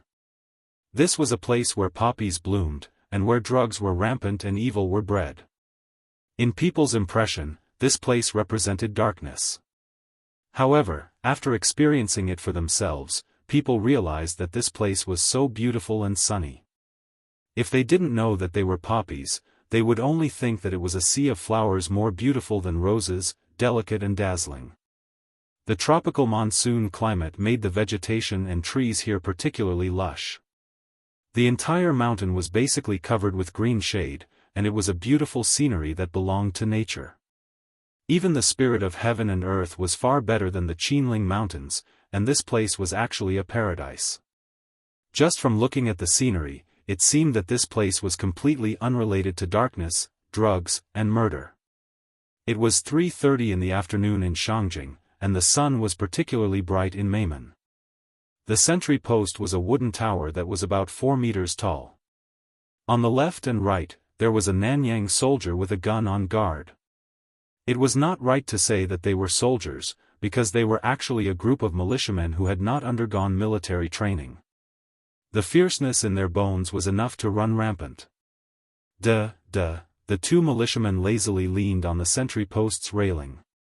At this time, there was suddenly a faint sound of horse hooves in front of them. When the two horses were only about 30 meters away from the sentry post, the sentries suddenly came back to their senses. After greeting each other, they leaned out. There were two horses, with a man and a woman sitting on each of them. Looking at the bright clothes and fashionable clothes, it was as if they were tourists who had mistakenly entered this place. But this was the core area of the Golden Triangle. How could there be tourists? The sentry on the left was rather alert and immediately aimed his gun at the two of them. Then, he started mumbling something that no one knew what to say. Perhaps seeing that they had no weapons on them, the two sentry did not immediately shoot. The horse went straight to the wooden door in the middle of the two sentry posts. At this time, the sentry finally saw the appearance of the two people.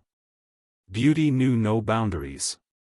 After seeing the woman's appearance, one of the sentries couldn't help but whistle. Then, he stuck his head out and mumbled something that no one knew what he was talking about.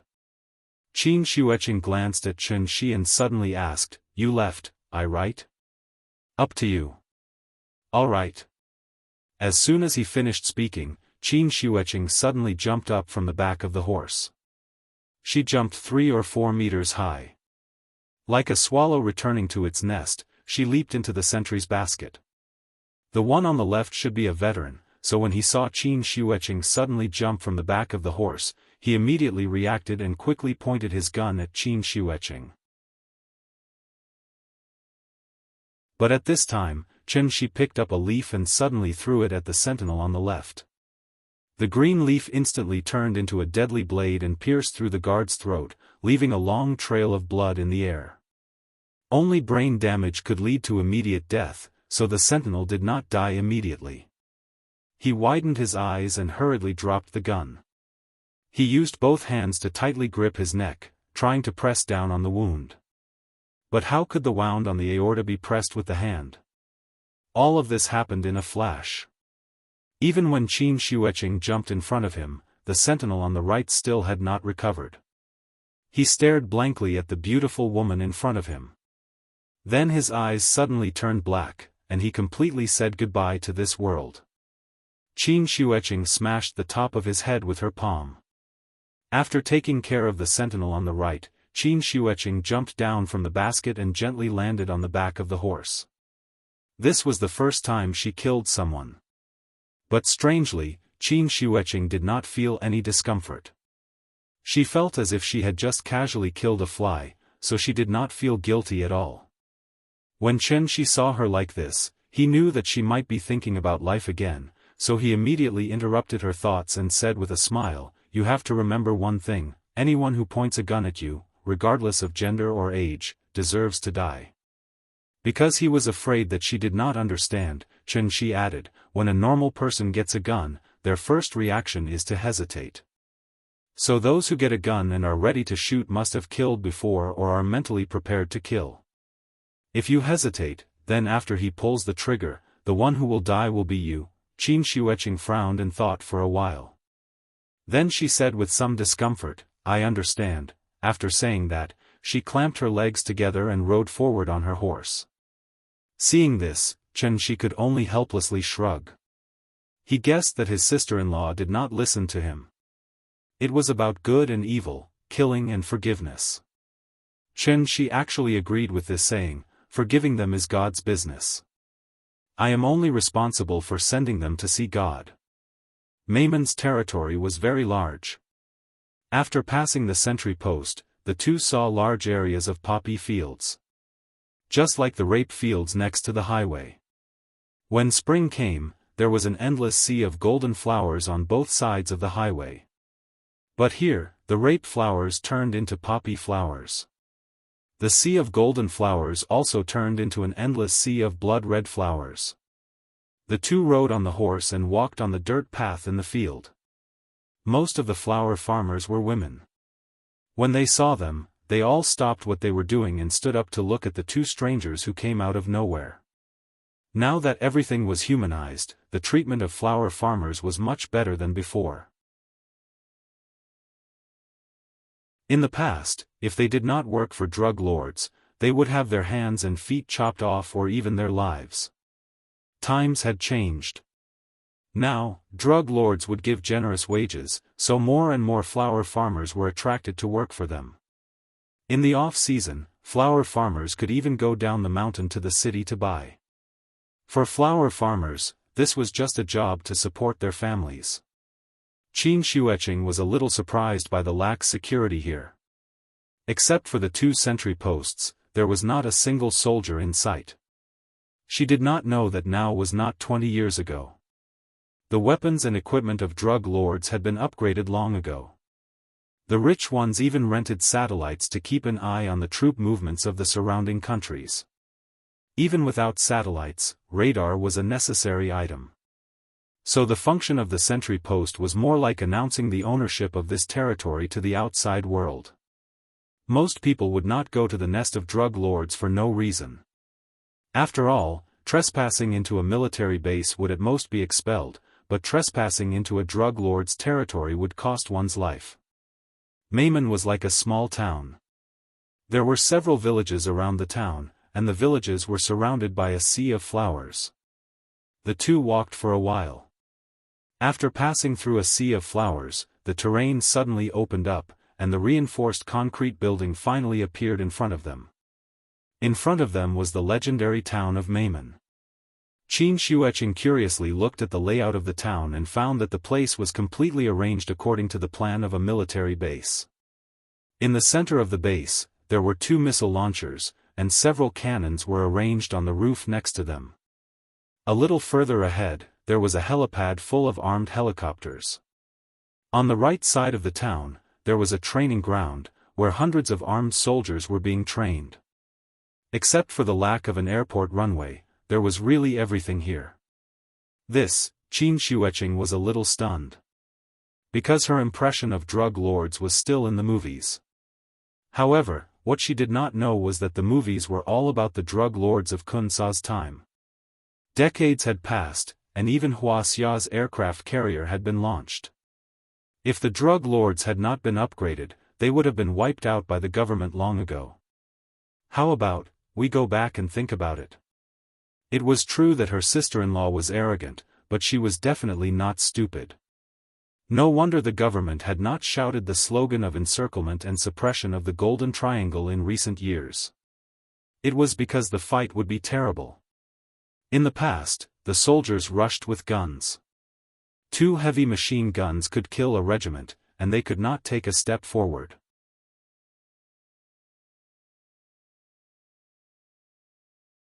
Chapter 158. Looking at the modern military base in front of her, Qin Shuiqing had some thoughts of retreating. But when Chen Shi heard her words, he couldn't help but raise his eyebrows. He first glanced at Qin Shuiqing's right arm, then asked with a faint smile, "Do you still remember why you're here?" Qin Shuiqing was stunned. After looking down at her right arm unnaturally, she said hesitantly, "Are you really that confident?" "I'm above the heavens." When he said this, Qin Shuiqing couldn't help but look at Chen Shi. Her almond-shaped eyes widened, as if she was very surprised. Seeing this, Chen Shi couldn't help but ask, "What? Is it strange?"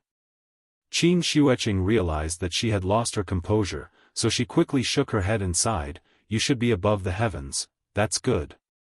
Go, I'm in a hurry. I have to go back to Shangjing later." Okay. Perhaps she was infected by Chen Shi's strong confidence. Qin Shuiqing nodded heavily and didn't say anything else. She jumped off the horse and walked directly to the base in front of them. Chen Shi rarely rode a horse, so naturally, he wanted to ride to his heart's content. So he leisurely followed behind his sister-in-law to the base. If Nian was here, she would have already clamored to ride a big horse. The base didn't have a wall. It was surrounded by a circle of barbed wire, and the so-called gate was only a railing that could be raised. The strange behavior of the two had already attracted the attention of the sentinels. However, their attire made the sentinels think that they were customers who came to buy drugs, so they didn't suspect anything. Therefore, when Qin Shueqing approached the gate, a soldier came out from the side of the sentry post, and then he started talking. Qin Shueqing didn't look at the soldier. Instead, he looked at an empty space not far behind the soldier.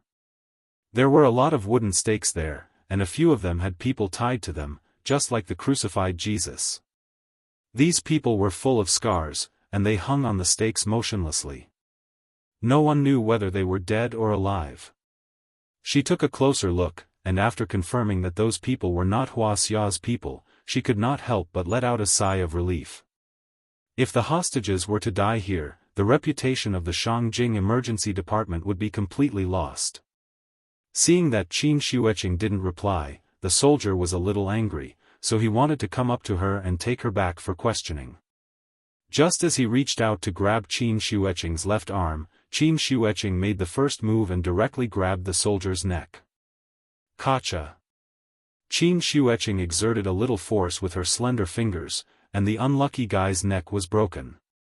She wasn't a helpless flower vase. Even if one of her hands was broken, she was still a great master in the gang state. There was a surveillance room in the base, and there were many monitors in it, monitoring the movements in the surrounding villages. When they passed by the sentry post, because they moved too quickly, the monitors didn't notice what happened there. Now that Qin Shueqing was standing at the entrance of the base, this move immediately attracted the attention of the monitors. Looking at the soldier who was casually thrown to the ground, the monitors immediately sounded the alarm. The shrill alarm suddenly rang over the village. At this moment, the entire base seemed to come alive, and countless soldiers rushed out from all corners of the base with guns. Even the soldiers who were still training on the training ground immediately stopped their training, and under the command of the instructor, they instantly entered combat mode. Looking at Qin Shueqing, who stirred up the hornet's nest, Shi couldn't help but feel speechless. He originally thought that Qin Shueqing would sneak in, blow up a few houses to distract the enemy, and then take action. He didn't expect that she would attack the door in such a simple and crude way. This style of doing things was somewhat similar to his style. When Qin Shueqing heard the sudden sound of the alarm, she was also shocked. She carefully looked around and made sure that no one else was watching before she made her move, but she forgot that there was a monitoring system here. After cursing herself a few times with some annoyance, Qin Shueqing quickly jumped into the sentry post next to her. She really wasn't cut out for assassination and sneak attacks. The sentry post at the entrance of the base was not like the previous sentry tower. It was a square reinforced concrete building, 2 stories high, and the walls were thicker, which served as both a sentry post and a defense function. There were 3 soldiers in the sentry post. After hearing the alarm, one of them was ready to go out to check the situation, but he didn't expect to run into Qin Shueqing, who rushed into the sentry post. Almost without any reaction, he fell to the ground silently. A master could kill people within 10 steps like killing chickens. When Qin Shueqing sneaked up to the second floor, the other 2 soldiers were still observing the situation on the second floor. They saw Shi leisurely riding a horse in front of them. When they were about to shoot the stranger in front of them, Qin Shueqing had already twisted their necks from behind. After the monitor explained the enemy's situation and location through the broadcast, the soldiers all rushed toward the sentry post.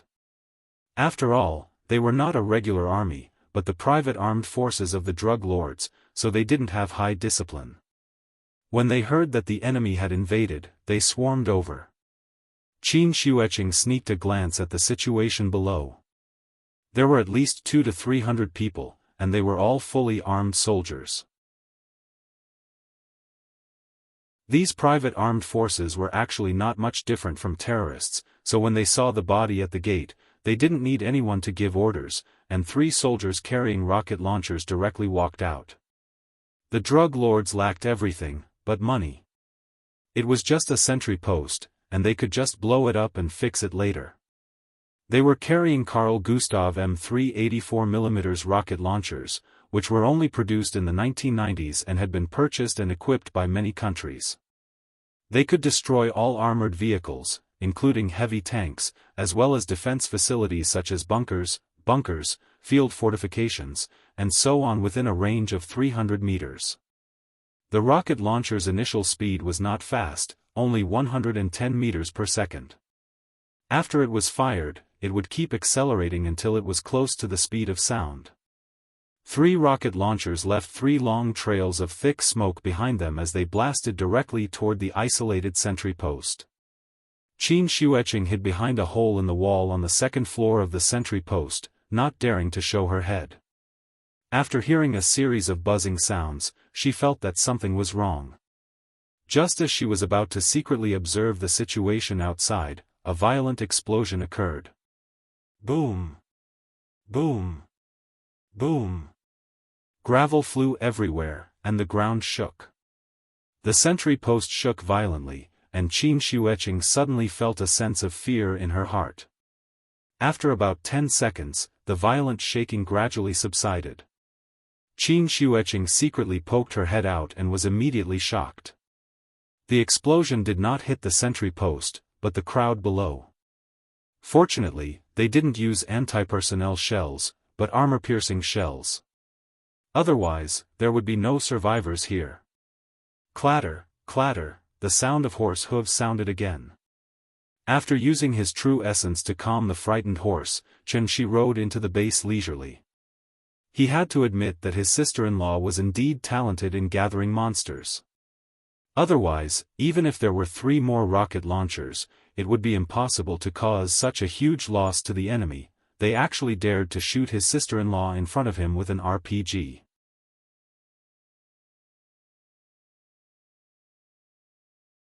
Chapter 159. After entering the gate of the base, the horse stopped. It kept snorting as though it did not like the smell of the place. When the drug lords heard the commotion, they ran out with guns in hand. Thus, they did not wear any protective equipment. The purpose of bulletproof vests and helmets was not to stop bullets. With the exception of the super-heavy helmets used for explosive disposal, there was no other helmet in the world that could stop a rifle bullet. Even if he was lucky enough to block the bullet, his ribs would be broken if the bullet hit him, and his neck would be broken if the bullet hit him. This was equivalent to the full-power attack of a martial arts expert. Thus, the real purpose of the protective equipment was to stop the debris and rubble produced by the explosion on the battlefield. Because the 200 to 300 people were standing too close to each other, the 3 rockets exploded right in the middle of the hornet's nest. Some of the people who were standing further away were also injured by the rubble from the rocket launcher. As for those who were blessed by God and did not suffer any injuries, they were also stunned by the powerful explosion. They fell to the ground and were unable to get up. The rocket launcher was much more powerful than the bullets. Broken limbs littered the ground and blood continuously flowed into the crater created by the rocket launcher. In just a short while, a shallow pool of blood had already formed. Because the scene was too bloody, Chen Shi immediately displayed his good habit. That was to clean up the battlefield. Regardless of whether they were dead or not, he would go up and burn them all to ashes. Massacre? Bloody? Cruel? No, no, no, this was purification. In terms of brutality, if terrorists were ranked first, then drug lords would definitely be ranked second. Thus, forgiving them was God's job. Chen Shi was only responsible for sending them to see God. 200 to 300 people were instantly engulfed by the fire. Qin Shueqing glanced at the scene and walked out from the outpost. Then, she stood beside Chen Shi with a complicated expression. Chen Shi picked up a gun from the ground. Caliber. The first small-caliber rifle to be officially listed in the world. It was used on a large scale during the Vietnam War. Now, it had been completely retired and replaced by the M16A2. The old version had become a civilian rifle in North America and Europe. He had played Counter-Strike before, but he had never played with a real gun. So, after getting the gun, he studied it carefully. In the end, he didn't forget to take out the magazine and take a look. Then, he put it back. Fortunately, the magazine was full. Let's go and see where the hostages are being held. Leaving the horse at the gate, Xianxia swaggered into the base with Qin Shueqing. Taking the layout of a regular military base as an example, the outer perimeter was a sentry post, surveillance tower, machine gun tower, concrete walls, and barbed wire. Inside the base was an arsenal, an armory, a fuel depot, and barracks, including dormitories, dining halls, and toilets. The drug lords were not so particular. The anti-aircraft guns were placed at the entrance of the base, and the surface-to-air missile launchers were placed in the middle of the base. What was even more bizarre was that there was actually a villa not far behind the missile launcher. The villa was 2 stories high and there was a small garden in front of it. It was obvious that this was the base of the drug lords. The 2 of them surrounded the base. Xianxia held his gun and constantly shot at the fish that tried to escape the net. Whoever dared to show their head, he raised his gun and shot. 30 bullets were quickly used up. When there were no more bullets, he threw down the rifle and shattered the ground with his foot. With a wave of his hand, a series of gravel accurately hit the enemy's forehead. In the beginning, some small shrimps tried to resist by shooting, but as the 2 of them gradually went deeper, the sound of gunfire gradually subsided. The 2 of them walked straight to the villa. At this time, Xianxia discovered a problem. In the beginning, 200 to 300 people died. In addition to the small shrimps that came out one after another, there were at most 400 people. It was impossible for such a large military base to only have so few people. No matter how he thought about it, something felt wrong. Then, where were the people? Xianxia pondered as he pushed open the door of the villa with Qin Shueqing. This was a magnificent villa. If the floors were a little higher, it could almost be called a castle. The drug lords had no taste and were purely nouveau riche. Therefore, the decoration in the villa was very luxurious. There were all kinds of gorgeous and luxurious furnishings that could be considered dazzling. Among them, the most eye-catching was the bearskin carpet that could be seen as soon as they walked in. The villa was empty. There was no one in sight. The 2 of them looked at each other. When Xianxia was about to say something, a child suddenly appeared on the stairs on the 2nd floor. It was a Nanyang child who looked to be only 12 or 13 years old. His face was full of fear and timidity. In sharp contrast, the AK-74 in his arms was the stark contrast. As the most widely used automatic rifle in the world, the AK-47 was known as the world's king of guns. A total of 100 million units were produced. At least 53 countries purchased and fully equipped it. 5 countries even painted it on their national flags. This was the synonym for slaughter. So far, at least 20 million people had died under the muzzle of the AK-47. It was far more than the number of casualties caused by the 2 atomic bombs in Japan. The black barrel trembled slightly. The child seemed to be very afraid. Seeing this, Qin Shueqing could not help but be stunned. But in the moment when she was distracted, the child suddenly opened fire. Da-da-da, the muzzle of the gun spat out tongues of fire. There was no fear on the child's face. There was only excitement and fanaticism. The recoil of the AK-47 was well known. However, because the child had been practicing for a long time, his hands were very steady. He stood on the stairs on the 2nd floor as if he had gone crazy. He laughed wildly as he sprayed bullets downwards. The bullets swept the table, the windows, the furniture, and instantly tore everything into pieces. The 30 bullets were quickly used up. When the child put down the gun and looked at his masterpiece proudly, he suddenly realized that although it was a mess downstairs, the 2 people stood there without moving at all. After sighing softly, Xianxia turned his head and said to Qin Shueqing helplessly, the bullets fired from the gun of a 14-year-old child are as deadly as the bullets fired from the gun of a 40-year-old man, maybe even more deadly. Qin Shueqing heard this sentence before. It was from the King of War. However, when this scene happened in front of her eyes, she couldn't help but feel very complicated. She did not say anything else. With a wave of his hand, the bullets that stopped in front of them all turned around and then shot at the child on the stairs at a faster speed. The body was a child, but the heart was a demon, so, can't stay. Originally, Shi came with the mentality of avenging his sister-in-law, but after being disturbed by this child, even he began to feel a little uncomfortable. The child was not wrong. It was the world that was wrong. Even a teenager was trained to be a demon that killed without batting an eyelid. This kind of behavior had completely infuriated him. After frowning and glancing at the stairs, Shi suddenly seemed to have noticed something. He quickly looked back at the door of the villa. Qin Shueqing saw his actions. While she was confused, Shi's figure had already disappeared from the hall. Almost at the same time, he was outside the villa.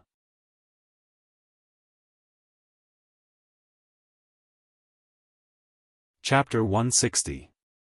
Missiles were divided into strategic missiles and tactical missiles.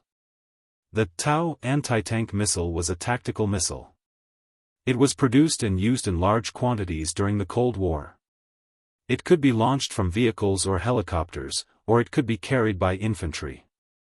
It was mainly used to attack hard targets such as tanks, armored vehicles, bunkers, and artillery positions.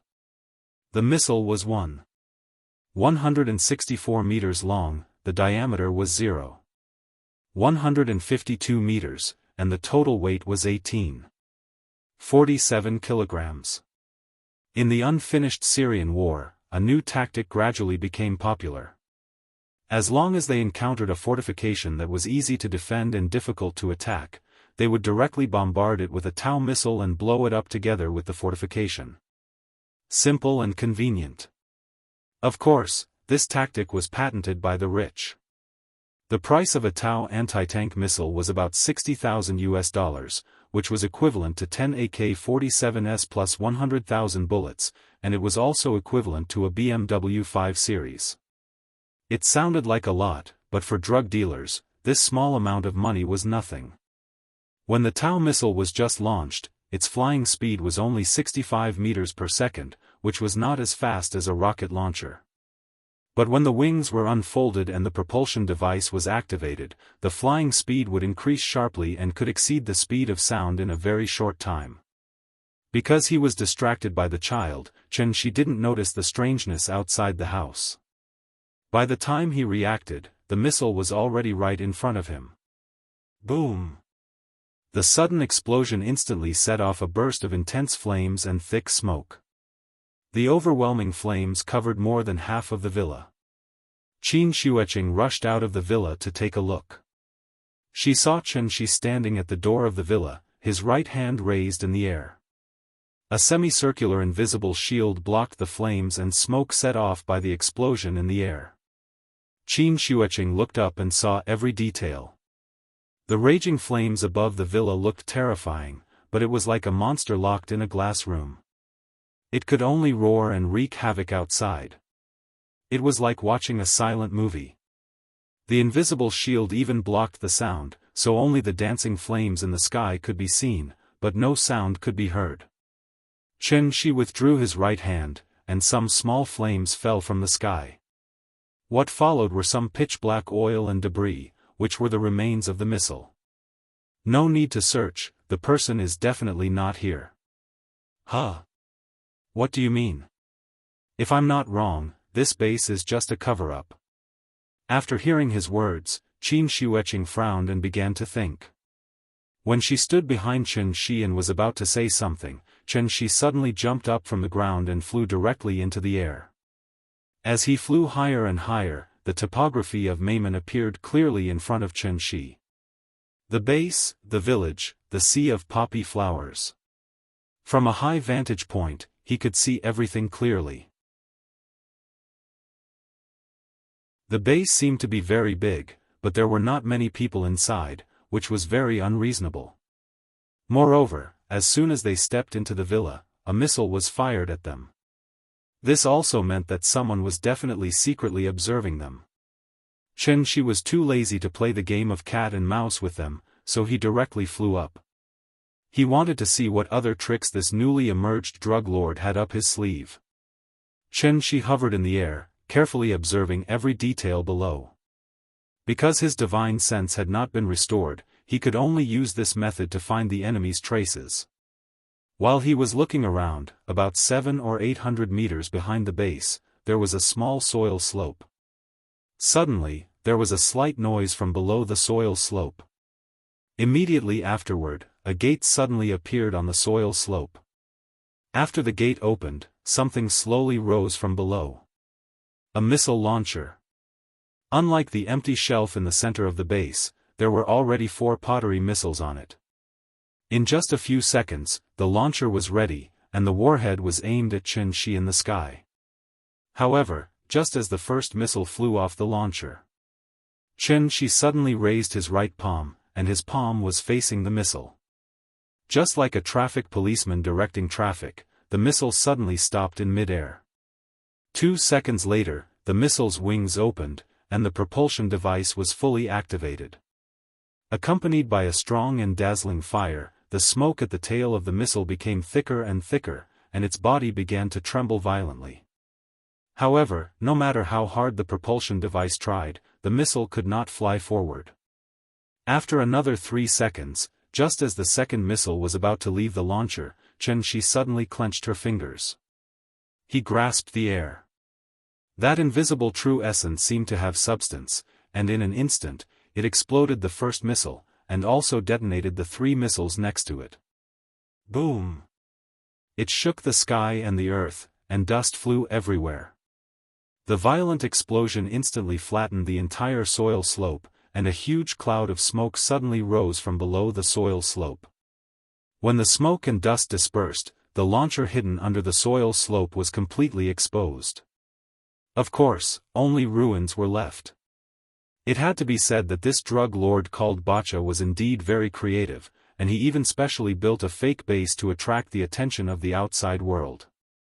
The Sea of Poppies was here, and this was the lifeblood of drug lords, so his base would not be too far away. Underground? Xianxia looked down with interest, and then suddenly flew to a nearby soil slope. This was the largest soil slope in the vicinity, and it did not seem to have anything special. But with Xianxia's eyesight, he could see that there was a trace of something strange in the middle of the soil slope. Found you. He raised his hand and blasted a stream of true essence. After the dust flew everywhere, a pitch-black hole was revealed from the bottom of the soil. It was an entrance about 5 meters long and 3 meters high. Just like the entrance to the underground garage, at first glance, it was dark below. Xianxia landed at the entrance of the hole, and then directly walked in. However, waiting for him was a group of fully armed soldiers. Intense gunshots suddenly rang out from underground, and the crazily gushing flames almost lit up the underground tunnel. A true essence barrier instantly appeared in front of Xianxia. Just like an umbrella, it blocked the bullets that rained down like a storm. All the bullets that flew in front of Xianxia strangely stopped in midair. In a short while, an iron wall made of bullets appeared in front of Xianxia. The afternoon sun shone in from outside the hole, and the soldiers stood at the bottom of the tunnel, so they could not see the figure of the person clearly.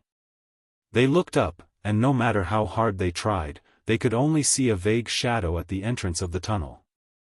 After estimating that even a tank would be penetrated, the soldiers stopped firing. At this time, Xianxia waved his hand. The wall of bullets in front of him suddenly turned into a rainstorm, and shot at the people below. In an instant, the end of the tunnel became a hell on earth, and endless screams and wails echoed. Xianxia slowly walked down the tunnel. When he reached the bottom of the tunnel, there was no one alive. At this moment, he was the incarnation of the god of death.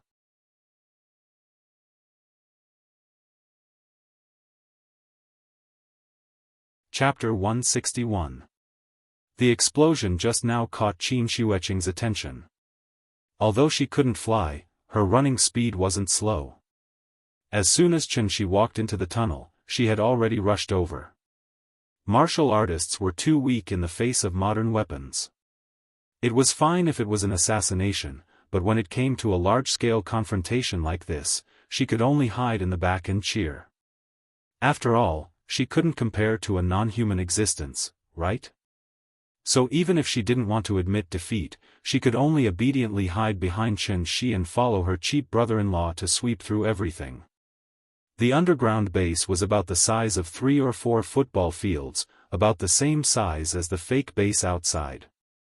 The height of the entire space was at least 4 or 5 stories high, and it didn't feel oppressive at all. There weren't many people in the fake base because everyone was hiding here. As far as the eye could see, rows of military tents were placed in the open space, and many workers in white coats and masks were constantly coming in and out of the tents. Although there were many ventilation devices, the entire underground space was filled with a sour smell. This was because the purification of drugs required acetic acid.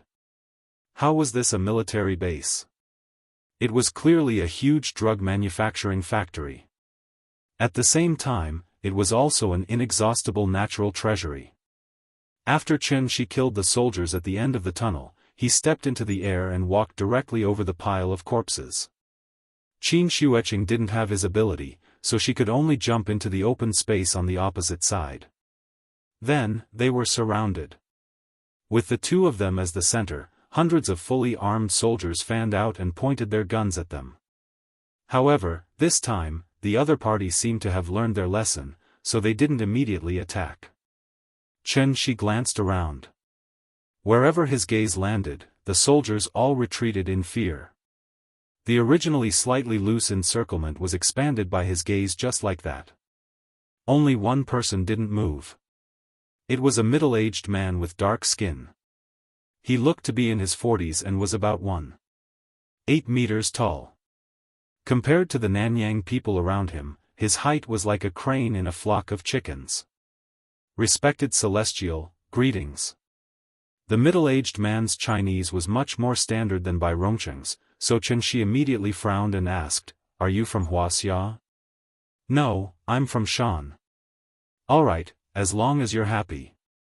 Although he didn't want to admit it, most of the big drug lords in the Golden Triangle who wreaked havoc all over the world were actually Chinese. Even Kun Sa, who had almost unified the Golden Triangle, was from Jianghu. This middle-aged man was Bacha, the leader of Meimen, a true warlord and drug lord. After hearing Qin Shi's seemingly joking reply, Bacha immediately felt relieved. He quickly turned his head and gestured to the attendant beside him. Respected celestial being, there's an old saying in Wuxia that goes, "Those who don't know are not guilty." I didn't know of your existence before, so I offended you. Please forgive me. As he spoke, Bacha's entourage brought 2 people forward. They were Ning Zhonghua and Su Wei, whom he had not seen for a long time. Mr. Chen. Mr. Chen, when Ning Zhonghua saw Qin Shi, he was so excited that he almost couldn't speak. His complexion was yellowish and dark, and he had lost a lot of weight. The white shirt he was wearing had almost turned into a black shirt. Ning Zhonghua's expression was very emotional, but compared to Su Wei, it was a bit of a joke. After Su Wei saw Qin Shi for the first time, he couldn't help but cry. He was considered a well-known business tycoon in Zhonghai, but at this moment, he was crying in front of thousands of people. It was easy to imagine what kind of grievances Su Wei had suffered. "I'm sorry, the previous misunderstanding caused you two to suffer a lot. I would like to express my sincerest apologies to you too. I hope you don't take it to heart." While speaking, Bacha gestured for his men to untie them. As soon as the ropes were untied, Ning Zhonghua and Su Wei rushed behind Qin Shi. As for what Bacha said just now, they didn't hear a single word.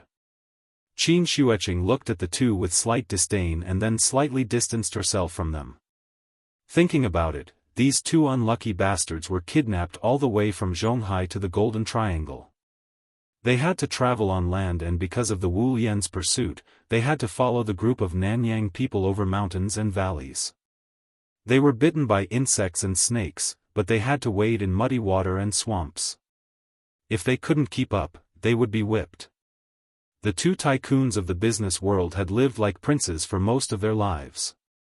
During this trip, they truly experienced the suffering of the human world. This was probably the extent of the Red Army's long march. When they arrived at the Golden Triangle, they were locked in a dungeon. They ate, drank, and pooped in a room. They were no different from pigs in a pen. So, how could they not stink? She stood in place and ignored the unlucky Ning Zhonghua and Su Wei. Instead, he calmly continued to watch Bacha. When Bacha saw this, he didn't say anything else. He turned his head and said a few words to the attendant next to him. Not long after the attendant left, when he came back, he was pushing a trolley that looked like a food delivery trolley. The food delivery trolley was covered with a white cloth. When the attendant opened it, several heads were placed on top of it. These are the leaders of this operation. If you don't believe me, you can ask them to come out and identify. Bacha smiled and pointed at the food delivery trolley. It looked a bit like a staff member selling snacks and fruits on a train. She finally saw the ruthlessness of a drug lord today. When the evil people in this world were truly ruthless, there was really no bottom line. After a deep sigh, Shi suddenly asked, "Just now you wanted to fight, now you want to surrender, are you so sure that I'll let you go?" No, I'm not sure." Bacha shook his head and said calmly, "I didn't know that you were a celestial being, so I dared to offend you. Now that I know, I naturally have to change the way to solve the problem." "Solve the problem?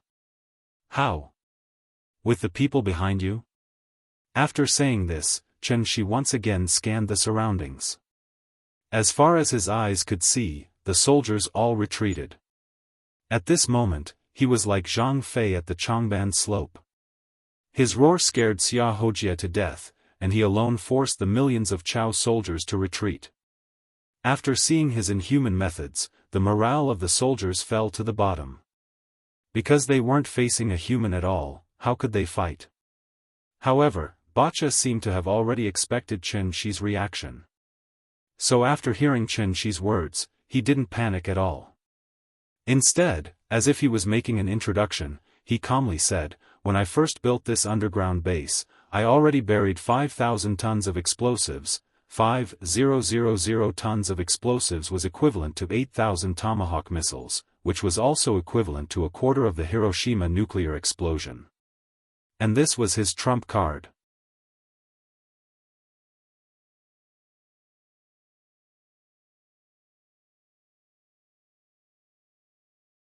Let me tell you, bigger than a king bomb." Flipped the table, as his voice, Shi's words, and the other Shi's SSSS, he's of St. Before they could react, they were dragged by Shi and flew straight up the tunnel. At this moment, Bacha finally reacted. At this time, he no longer had any expression of victory, only a face of impatience. He kept roaring at the soldiers, "Beat them! Don't let them get away!" When the nervous soldiers heard his roar, they were so scared that they immediately pulled the trigger. They didn't even see a shadow before they started shooting. Intense gunshots instantly resounded throughout the entire base. However, Shi was extremely fast. In the blink of an eye, he had already dragged the three of them to the door that isolated the exit. A long sword condensed from true essence suddenly appeared in his hand. The long sword pierced through the gate. The gate, which was comparable to the gate of a vault, was as soft as a cake. The sword pierced through it without any resistance. With a twist of his right hand, Shi instantly cut a large hole in the door. The cave was not big, only a little more than a meter in diameter. Shi led the three of them out of the cave and then soared into the sky. Ba Cha hurriedly led his men to the end of the passage. Looking up, the sunlight was constantly shining through the hole into the passage. Where were the figures of those people? Scram! Seeing this, Ba Cha immediately panicked. He turned around and ran into the depths of the base. All the soldiers in front of him were fiercely slapped to the side. Ba Cha didn't lie. There were indeed 5,000 tons of explosives buried under the base. He originally wanted to use this as a threat to reach an agreement with the other party. After all, the Celestials were legendary existences. Their status determined that they couldn't be people who would go back on their words. Once the other party agreed to an agreement, the next step would be easy to discuss. He used his trump card, not because he didn't want to live, but because he had no other choice. Retreating in order to advance, trading life for life. The effective killing radius of 5,000 tons of explosives was about 160 meters. It sounded very small, but it had to be known that this was only the direct killing range of the explosion. The explosion would also cause a shockwave, and this shockwave would have a killing radius of 1 kilometer. In other words, once the 5,000 tons of explosives exploded, with the base as the center, a radius of 1 kilometer would be a dangerous area. The other party threw out a sentence that didn't make any sense, then turned around and ran. No matter how stupid Ba Cha was, he understood the other party's intention. Flip the table, explosives. He wanted to blow up the base. Although the base was filled with explosives, it couldn't be detonated without a detonator. After all, the other party was a celestial. Who knew if he had some mysterious means like the boss? Ba Cha didn't dare to gamble, so his first reaction was to run, as far as he could. Old Dog tied the horse to the side, then sat on a rock and smoked in boredom. He had heard the explosion just now, so he couldn't help but sigh. Those two young people were indeed Wu Lian. They broke into the Golden Triangle alone and started a fight just because of a disagreement. Judging from the noise just now, they probably blew up some building. Old Dog wasn't in a hurry to go home this time. Because they did have some ability, maybe they wanted to cause a disturbance first, then take action. In that case, he would wait until it was dark. If they still didn't come out when it was dark, then don't blame him for running away. He couldn't stay in Maoping village anymore. After going back this time, it was best to hide in Yuebei for a while. Just as Old Dog was thinking about his next plan, he suddenly heard a noise coming from the hillside not far away. He turned his head and saw that it was the woman just now. The woman and two middle-aged men. Looking at their unlucky faces, Old Dog knew that they must be the hostages that had just been rescued. Oh? Rescued? Old Dog stood up and greeted Qin Shueqing with a smile. Qin Shueqing didn't talk nonsense with him. Before she walked down the hillside, she said to him directly, "Let them get on the horses. We have to leave here quickly." Old Dog's face changed when he heard that. He hurriedly asked, "Have Ba Cha's men caught up with us?" Qin Shueqing ignored him and signaled Ning Zhonghua and Su Wei to get on the horse. Then, she started to run along the road they came from. "Hey, wait for us." Ning Zhonghua and Su Wei were too slow. After Old Dog pushed them onto the horse, he led the horse and quickly chased after them. The few of them ran wildly on the mountain road. But after running for a few minutes, a light suddenly exploded, followed by a violent vibration behind them. Old Dog was surprised and couldn't help but look back.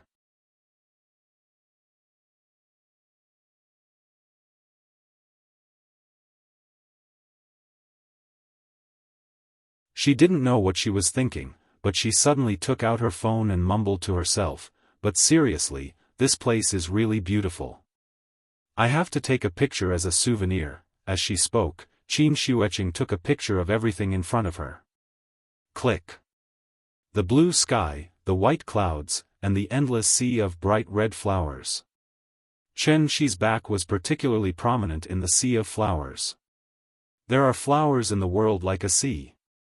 Stay in one place and don't let them drift. But the fragrance of jade, the silky and exquisite figure, chasing after the sun in the warm red clouds. Shang Jing, Ho Hai. The twin brothers went home for dinner. As soon as they left, only the mother and daughter were left in the shop. 4 or 5-year-old children were naughty. As soon as the brothers left, the little girl couldn't sit still. Seeing that Xianxia still didn't know when he would come back, Qin Ruoying made a very wise decision. She closed the shop and went home. The TV at home could play cartoons on demand, and the yard had been repaired, so Nian could ride the big cat in the yard again. If it really didn't work, she could still play hide-and-seek with Nian for a while. Anyway, as long as the child played, she wouldn't look for her father for a while. There were only 3 tables of guests today. After Qin Ruoying cleaned up the tea house, she called Nian to go home. Now that the little girl had a new toy, it was the time for her to love it. She and the brothers built Lego blocks in the morning, so in the afternoon, she naturally had to study her Barbie doll. In the winter in Shangjing, it got dark earlier and earlier. It wasn't even 5 o'clock yet, but the sky seemed a bit hazy. The mother and daughter walked to the door of the tea house. As soon as they opened the door, a gust of cold wind hit them in the face. It was snowing outside again. Qin Ruoying turned to close the door. The little girl stood obediently beside her, holding her Barbie doll and playing with it. The little girl was still young, so her playing was very rough. She didn't think about how to match the doll.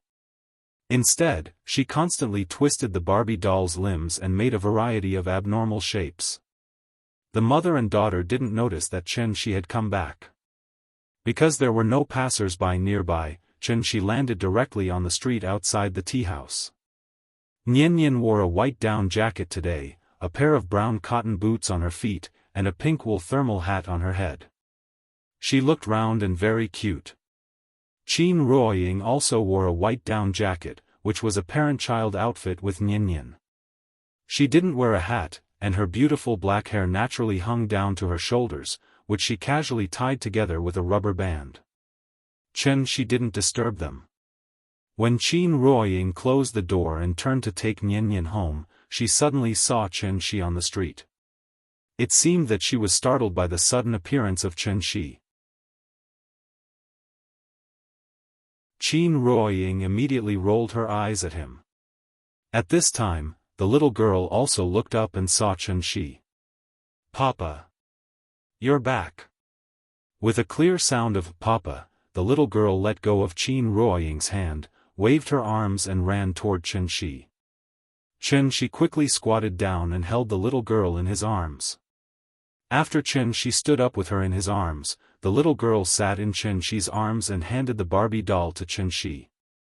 She pouted and said coquettishly, "Papa, dolls are not fun." Looking at the Barbie doll that was twisted like a fried dough twist, Xianxia didn't know whether to laugh or cry. He quickly comforted her, "You can't play with Barbie dolls like this. Papa will teach you later, okay?" "Okay." The little girl nodded happily. In fact, she didn't care much about what she played. She cared more about who would play with her. Qin Ruoying came over, and Xianxia quickly freed his left hand to hold her hand. "Where's Yuan Qing?" "She's in Spring City. She'll be back tomorrow." "Is she all right?" "She's fine. It's just a broken hand. She'll recover when she reaches the gold core stage." "How long will it take?" "With her diligence, I don't think it'll take long, that's true. I want to eat braised lion's head." A noise suddenly came from the middle, interrupting the couple's conversation.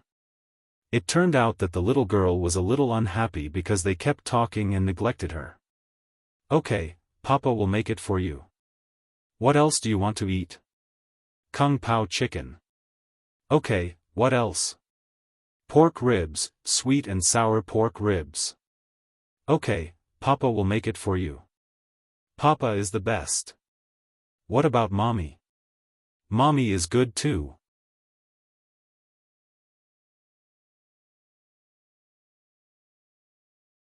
Chapter 164. Life went back to its normal routine. The couple spent all day around the little girl, and the little girl was clamoring to go to the tea house every day. The reason why she insisted on going to the tea house every day was because she wanted to play with the twins.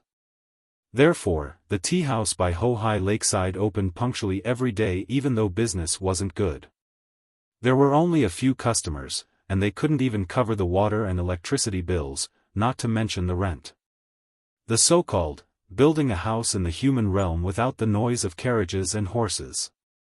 What can a gentleman do? His heart is biased. This was already the realm described by Tao Yuanming. Nowadays, many people yearn for this kind of life, not to mention whether they were really artistic or not. This kind of life was easy to achieve, but that kind of transcendent state of mind was not something everyone could have. Therefore, even Gu Lao couldn't help but sigh sometimes. This couple was really like an old man in a young man's skin. Chen Shi had stayed in heavenly spiral for 500 years. Although he spent most of his time cultivating, he had lived for 500 years after all. With his current lifestyle, he would be despised by the sect if he were to stay in heavenly spiral. He didn't want to improve himself, he was willing to degrade himself, and he took pleasure in it. As for Qin Ruoying, if her identity as a Xian Nu was not taken away, she could barely be considered an ordinary person. However, she had been indifferent since she was young. As a Xian Nu, she yearned for the life of an ordinary person. The most exciting time in her life was the few years when she met Chen Shi. Such a pair of husband and wife was truly a rare existence in modern life. Plato once said, "Each of us is only half a person, so each of us is always looking for the other half to combine with himself." In a person's life, about 29.2 million people will pass by. The probability of two strangers meeting and falling in love is 0.000049. Meeting didn't mean knowing each other didn't mean knowing each other, and knowing each other didn't mean love. Chen Shi and Qin Ruoying were very lucky because they met, knew each other, and fell in love. Even more lucky was that they had a product of their love.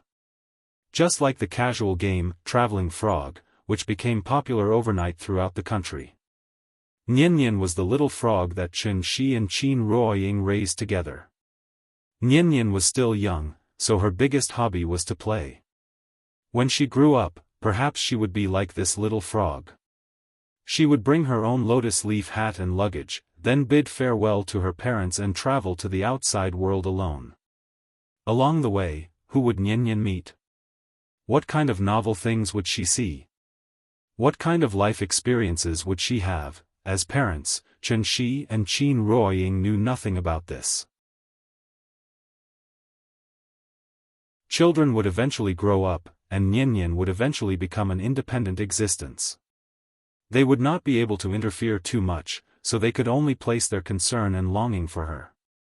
The popularity of The Traveling Frog was due to the subtle relationship between parents and their children. In a small tea house by the lakeside of Hohai, a happy and blissful family. In a leisurely life in the garden, Chen Shi and Qin Ruoying were waiting. When Nian grew up and became the little frog that liked to travel. December 6th, light snow. The little girl sat in the children's playground and threw the blocks in her hands in boredom. She built a castle out of building blocks and wanted to show it off to others, but the brothers never came. She had no choice but to call the big cat. Big cat. Big cat. The big cat may have been lazy recently. It lay on the bar all day without moving, as if it was about to hibernate. After hearing the little fellow's cry, the big cat reluctantly meowed. It then jumped up from the bar and landed beside the little fellow with a few big leaps. Big cat, I'll build a castle for you. Meow. After a lazy response, the big cat curled up on the climbing mat and let the little girl surround it with blocks. According to the big cat's size, the little girl was busy. She was also experienced in this recently, so it didn't take her long to build a castle and cover the big cat inside. Looking at her masterpiece, the little girl couldn't help clapping her hands and giggling. How about the big cat? Do you like it? Meow. In the doorway of the building castle, the big cat narrowed its eyes and meowed casually, then fell asleep again. The little girl lay on the mat, tilted her head and glanced at the big cat in the castle. Seeing that it didn't cooperate at all, she suddenly lost interest. Gulao must have been delayed by something today, so he didn't bring the twins. Without the company of the two brothers, the little girl was obviously not used to it. She sat on the cushion and thought for a while. Then, she suddenly stood up and ran to Qin Ruoying's side without even putting on her shoes. Qin Ruoying was reading a book. When she saw her coming, she immediately picked her up and asked with a smile, "Nian Nian, what's wrong?" "Mama, when will my brothers come? Do they not want to play with me anymore?" The little girl pouted and looked wronged. Seeing this, Qin Ruoying could only smile helplessly and said, "My brothers have something to do, so they can't play with you today. Wait until tomorrow, they will come again tomorrow." She was changing the water in the kettle. Seeing the little girl's dejected look, he immediately interrupted and said, "Nian Nian, it's rare that you're free today, why don't we take you out to play? Where are we going? How about going to the mall to eat KFC?" Hearing this, the little girl's eyes suddenly lit up, and she immediately responded, "Okay. I want to eat KFC." "Then you go and put on your shoes. When you're done, we'll go out." "Okay." The little girl ran back to put on her shoes. Chen-Shi's cooking was much better than KFC's, and the little girl was just looking for something new. Qin Ruoying naturally didn't have any objections to eating a meal once in a while, so she let it be. The teahouse closed early again. The family of three stepped on the light snow and walked to Dongming Alley. When they passed by the courtyard, Chen-Shi suddenly asked Qin Ruoying to wait for him, and then ran into the courtyard like a wisp of smoke. After waiting for a while, Chen-Shi came out again. When Qin Ruoying saw his secretive look, she knew that he must be up to something again. Thus, she looked at him with a faint smile, waiting for him to explain himself. Seeing this, Chen-Shi didn't hide anything and immediately took out two things from behind her. Dang dang dang, when Qin Ruoying saw it, she suddenly did not know whether to laugh or cry. Chen-Shi held the household register in his hand, one for her, and the other for Chen-Shi and Nian Nian. After seeing the household register, Qin Ruoying understood what he wanted to do, so she asked with a smile, "Do you still care about these things?" "Of course, we have a child illegally living together, so we have to make up for it." At this time, the little girl grabbed the household register in Chen-Shi's hand, and then curiously turned it over. "Papa, what is this?" She did not know how to read, so she pointed to the 5 characters on it and asked. "Household register. Come on, Papa will teach you how to read." Holding the little girl in his arms, Chen-Shi pointed to the Chinese characters on the household register and taught her to read. The family of 3 walked out of the alley. When they were about to walk out of the alley, Qin Ruoying suddenly could not help looking back at the familiar alley. In a trance, she seemed to have returned to the past. At that time, she would walk through this alley every day. But at that time, she did not think.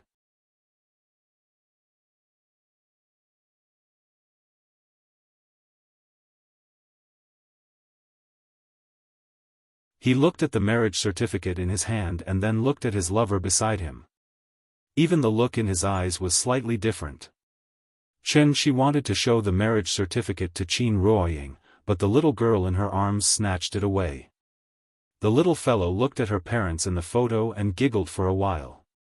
Then, she suddenly stopped smiling and pouted at Chen-Shi. "Papa, why am I not in the photo?" Without waiting for Chen-Shi to reply, she seemed to have thought of something and immediately shouted, "Family portrait! Family portrait! I want to be in there too." This was a public place. Besides those who were preparing to get married, there were also those who were preparing to get divorced. Many people were already in a bad mood, so when they heard her words, their faces immediately darkened. "Shoo, you can't be loud in public." Qin Ruoying quickly stopped the little fellow. Showing affection in this place was simply rubbing salt on other people's wounds, so it was better to restrain herself, In order to meet the little fellow's request, the couple quickly took her to a corner, and then Xianxia took out his mobile phone. Click. The couple leaned close to each other. The little fellow sat in the middle of them, holding her little face with both hands and sticking out her little tongue to make a face. Looking at this family portrait, both of them didn't know whether to laugh or cry. The little fellow took the mobile phone from Xianxia. When she saw herself in the mobile phone, she immediately seemed to have succeeded in a prank and couldn't help but giggle. Just as the three of them were showing off their love, a couple in front of the divorce counter started arguing. Marriage required a photo of the two people, and divorce required a photo of one person. Because the size of the photo provided by the woman was not up to standard, there was no way to go through the formalities, so the man asked the woman to go out and take another photo. The woman was unwilling, so the two of them quarreled in the hall. "You're deliberately looking for trouble, aren't you? You've done it twice and you still can't get it done. Let me tell you, I don't want to do it a third time. Are you in such a hurry to marry that vixen?" The man's attitude was very bad, so the woman's mood immediately rose, and she opened her mouth to retort. Their voices were very loud, and they immediately attracted the attention of everyone present.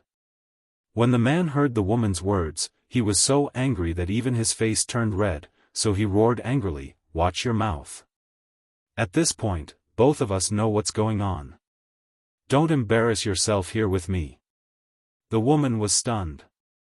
After hesitating for a moment, she suddenly threw herself into the man's arms.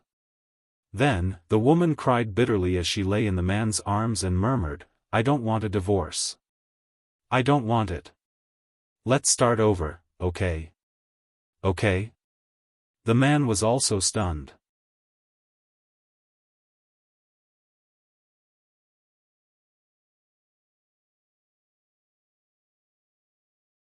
Chapter 166.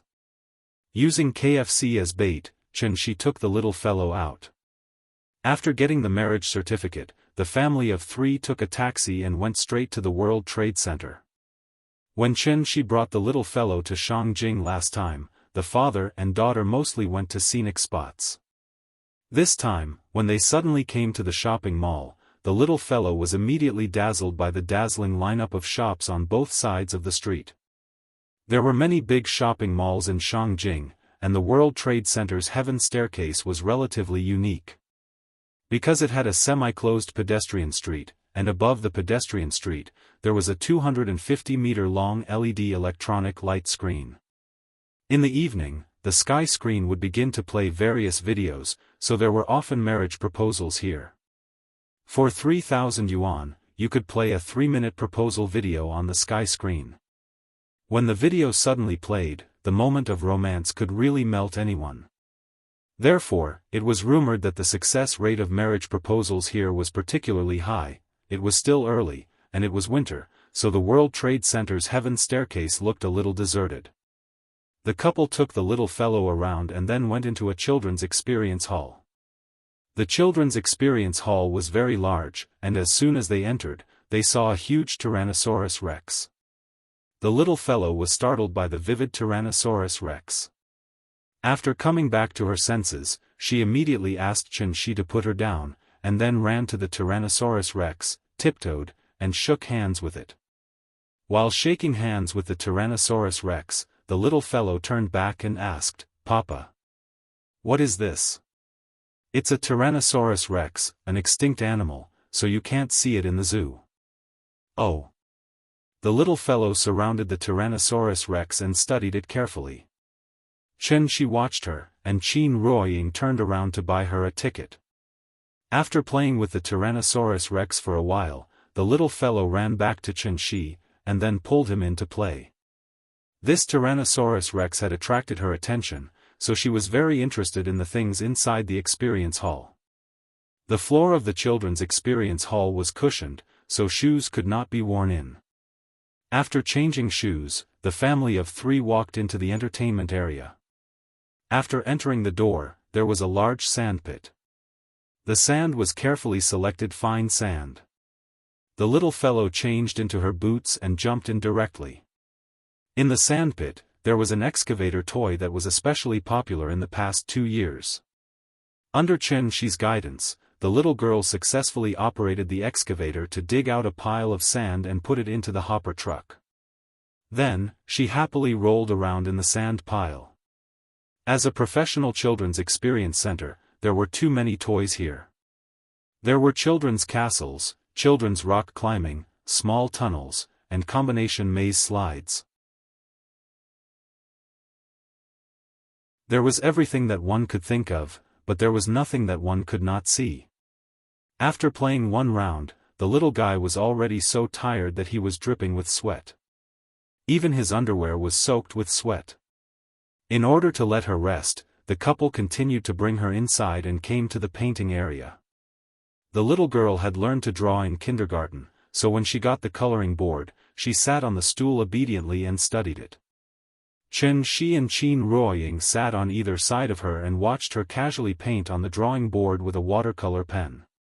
In just a short while, the perfectly fine Sun Wukong was smeared all over by her. Looking at her masterpiece, the little fellow was very proud. She handed it to Qin Ruoying as if it was a treasure and asked her to praise her. Qin Ruoying and Chen Shi did not know whether to laugh or cry. Then, Qin Ruoying taught her step by step and wrote her name in the blank space of the drawing board. She was going to show it to her when she grew up. The handwriting was crooked, like earthworms crawling around. It took a lot of effort to barely distinguish what she wrote. Chen Nian. For the whole afternoon, the family of 3 was immersed in the experience center. If the little fellow was not hungry, she probably would not have been willing to come out. Before leaving, the little fellow was really conflicted. After Chen Shi bought her a bear that was half her height, the little fellow reluctantly left the children's experience center with the bear. When they walked out of the experience center, the sky was completely dark. At this time, the world's staircase really showed its unique charm. Flowing lights and colorful neon lights flashed. A giant screen with an area of 7,500 square meters was constantly blooming above the pedestrian street. The little fellow stood on the steps, holding the teddy bear. When she looked up and saw the underwater world animation on the sky screen, she could not help but open her mouth and exclaim, "Papa! Is that a dolphin?" Yes, a dolphin. What about that white one? It's a whale. Is that a tortoise? Kind of, but you should call it a sea turtle. Oh, the little fellow nodded her head woodenly. Chen Shi's science was no different from a book to her. In order to let the little fellow see more clearly, the couple took her directly to the bottom of the sky screen. But at this time, the little fellow saw the Christmas tree in the middle of the pedestrian street. It was a large silver Christmas tree 8 meters tall, surrounded by plush snowmen and many plush deer. The Christmas tree shone with silver light and looked particularly dazzling. The little fellow ran to the fence and wanted to reach over the fence to touch the plush snowman next to her, but was stopped by Qin Ruoying in time. "Nian, don't climb over the fence without permission, understand?" Oh, hearing her mother's words, the little fellow nodded obediently and then stepped back. In order to prevent the little fellow from running around again, Chen Shi held her in his arms and asked with a smile, "Nian, it's time to eat. Let's come out to play after dinner, okay?" "Okay. Then what do you want to eat? It's all food here." Hearing this, the little fellow sat in his arms and twisted her body to look around. Actually, the child only ate KFC for novelty. After coming out to play for so long, she naturally had long forgotten about KFC. She could not read, so she looked around and did not see anything. Seeing that she did not have any ideas, Chen Shi turned to look at Qin Ruoying. Qin Ruoying pondered for a moment, then pointed to the boiling fish village not far away and said with a smile, "How about that one? It seems to be Sichuan cuisine. It should be good." Aunt Zhang was from Chengdu, and both mother and daughter grew up eating her cooking. Naturally, they had a special feeling for Sichuan cuisine. The rent in the World Trade Center was very expensive, so the consumption level was naturally high. The decoration of this restaurant was very luxurious, and the environment was even better than Sally's restaurant in Zhonghai. Boiled fish, gluttonous frog, husband and wife lung slice, saliva chicken, spicy pork trotters, and all of them were spicy.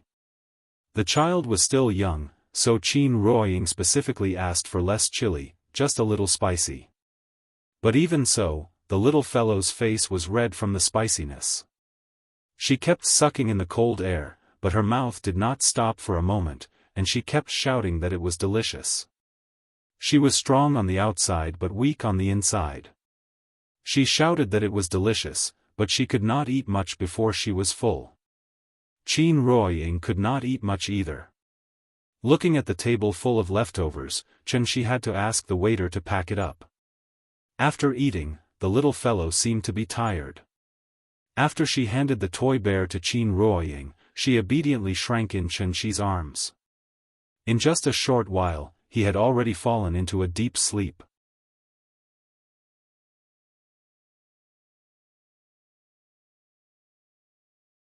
Chapter 167.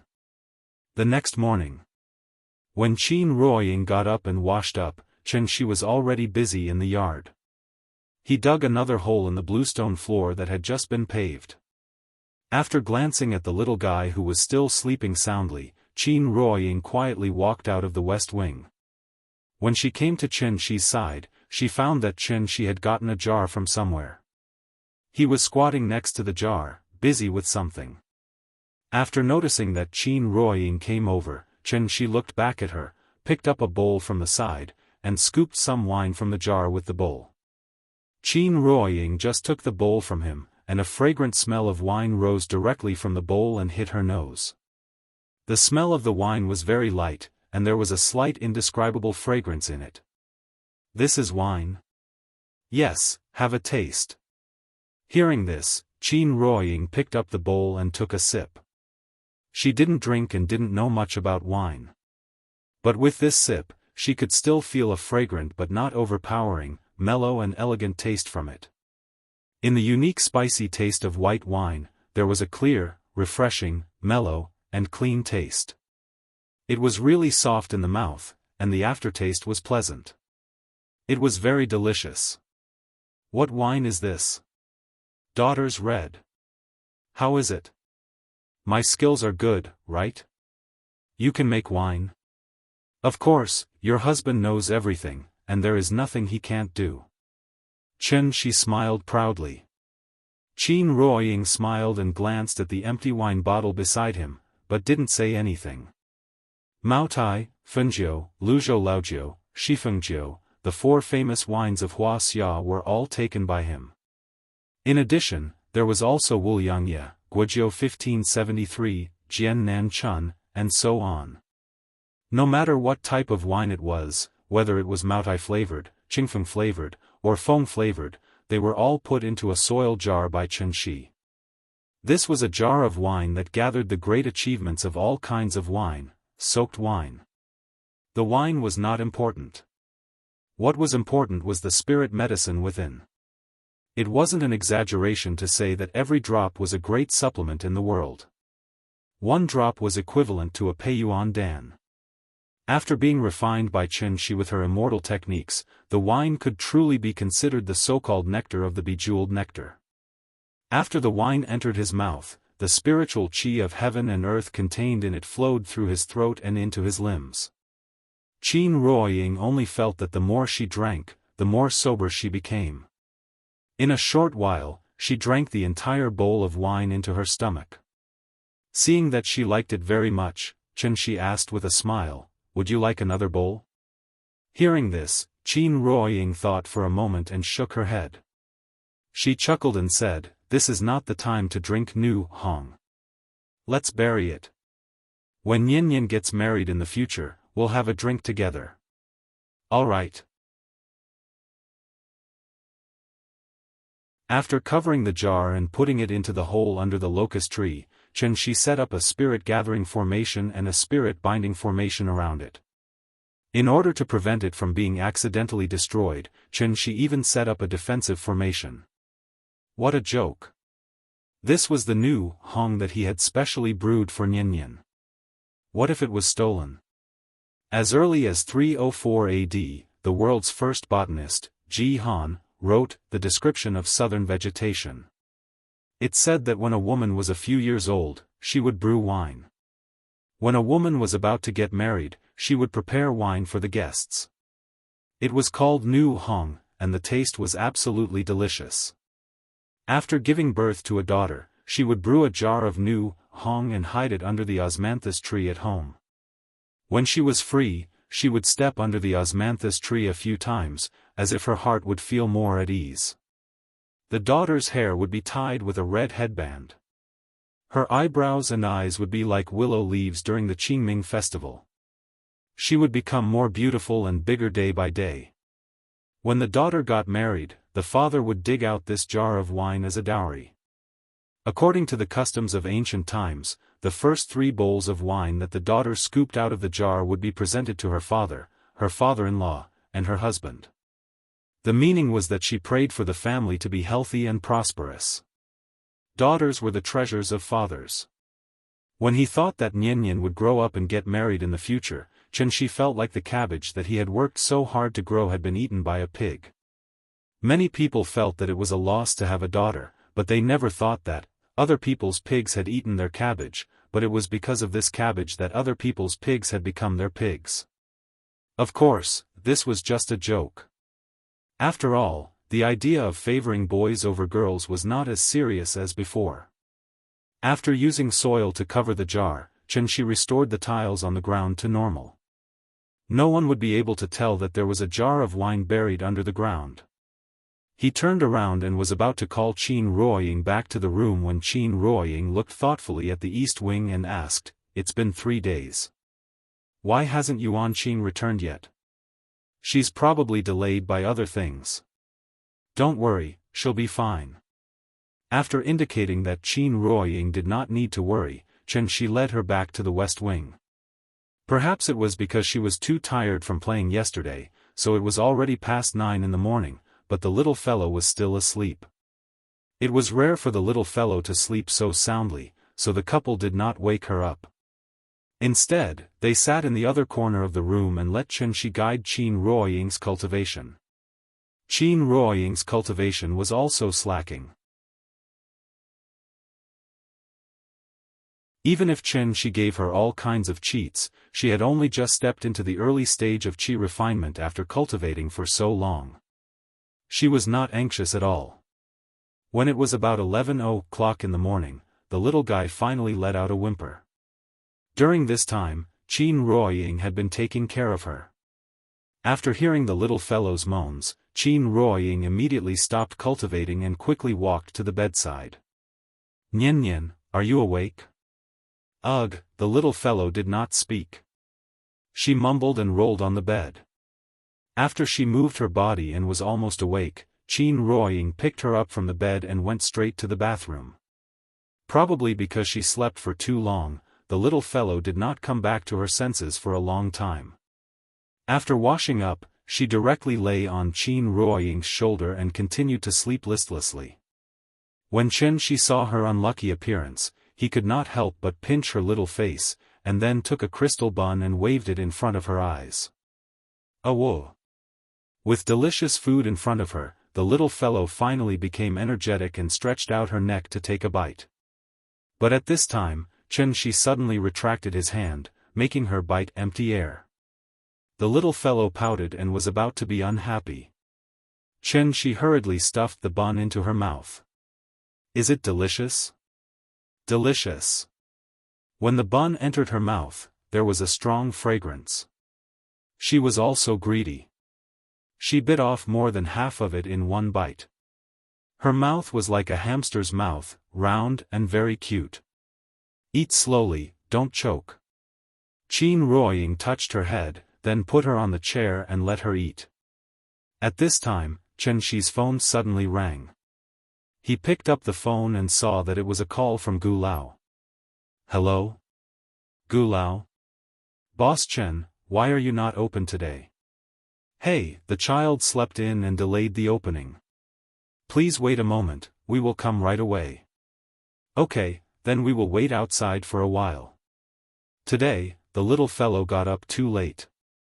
The old man came with the twins, but the tea house was not open yet. So he called to ask about the situation. Xianxia thought that it was not good to let the old man and the children stand outside in the cold wind on this cold day, so he left to open the door for them. The retired old man's life was indeed very leisurely. Basically, he would come to have a cup of tea when he had nothing to do. It was not that the tea was delicious, but because the children could find something to play here. He did not have to worry about them, so he was happy to be leisurely.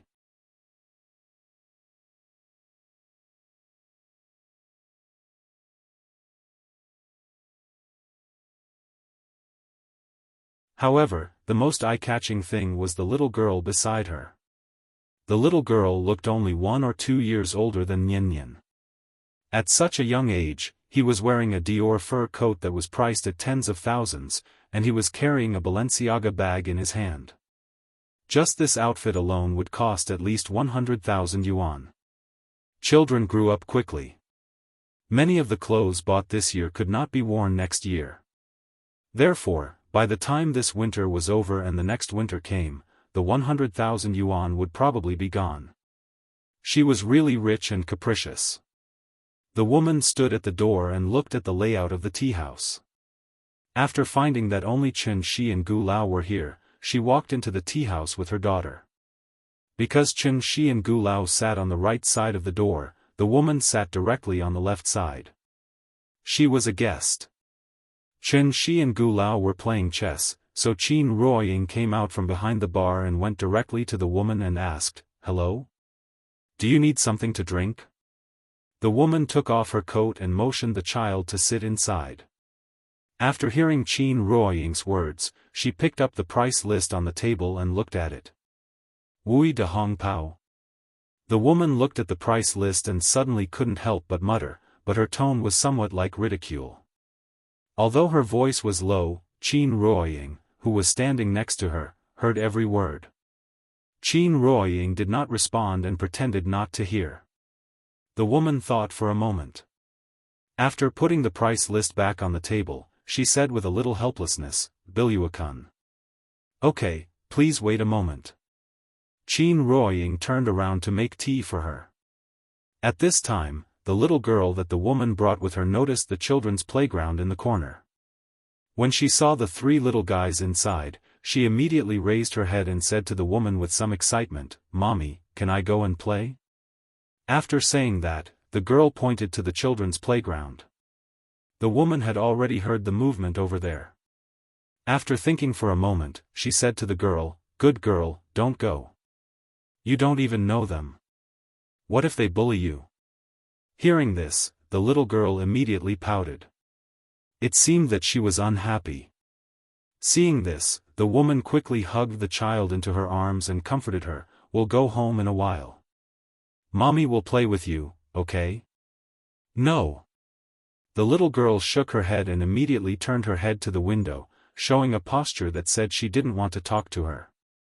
The woman had no choice but to turn her head and look at the children's playground again before saying to the girl, "Then you go and play, okay?" Hearing that her mother agreed, the little girl immediately climbed over her lap happily and then ran to the children's playground. The woman still wanted to say something, but seeing her daughter's excited look, she could only let her go. At this time, Qin Ruoying came over with a teacup and a kettle. After she put down the teacup and the kettle, the woman said to Qin Ruoying, "The child wants to play with them. Is it okay?" "It's okay. The more people there are, the more lively it will be." Qin Ruoying replied with a smile. She then turned around and returned to the bar counter. The woman seemed to be a little worried. After thinking for a moment, she picked up her coat and sat in the booth closest to the children's playground with a teacup. The little girl came to the fence and glanced at the 3 little guys who were lying on the ground stacking blocks. Then, she asked a little nervously, "Can I play with you?" Hearing this, Nian immediately raised her head and grinned, "Okay." But you have to take off your shoes before you can come in. Okay. After getting Nianyan's approval, the little girl immediately took off her shoes and walked in. But after she came in, she found that she couldn't find a seat. The three little guys each sat in a direction with the building block castle as the center. The two brothers were lying on the ground with their buttocks raised high, so they took up a lot of space, making it impossible for her to squeeze in. Seeing this, the little guy immediately patted the two brothers, indicating that they should make room for her. You guys make way. There's no space. The two brothers were thinking about how to arrange the castle's gate. Hearing the little guy's words, they finally came back to their senses and quickly squeezed out a seat for the little girl. After the little girl sat down, the little guy, as the host, immediately took out a pile of building blocks and placed them in front of her. My name is Chen Nian. You can call me Nian Nian.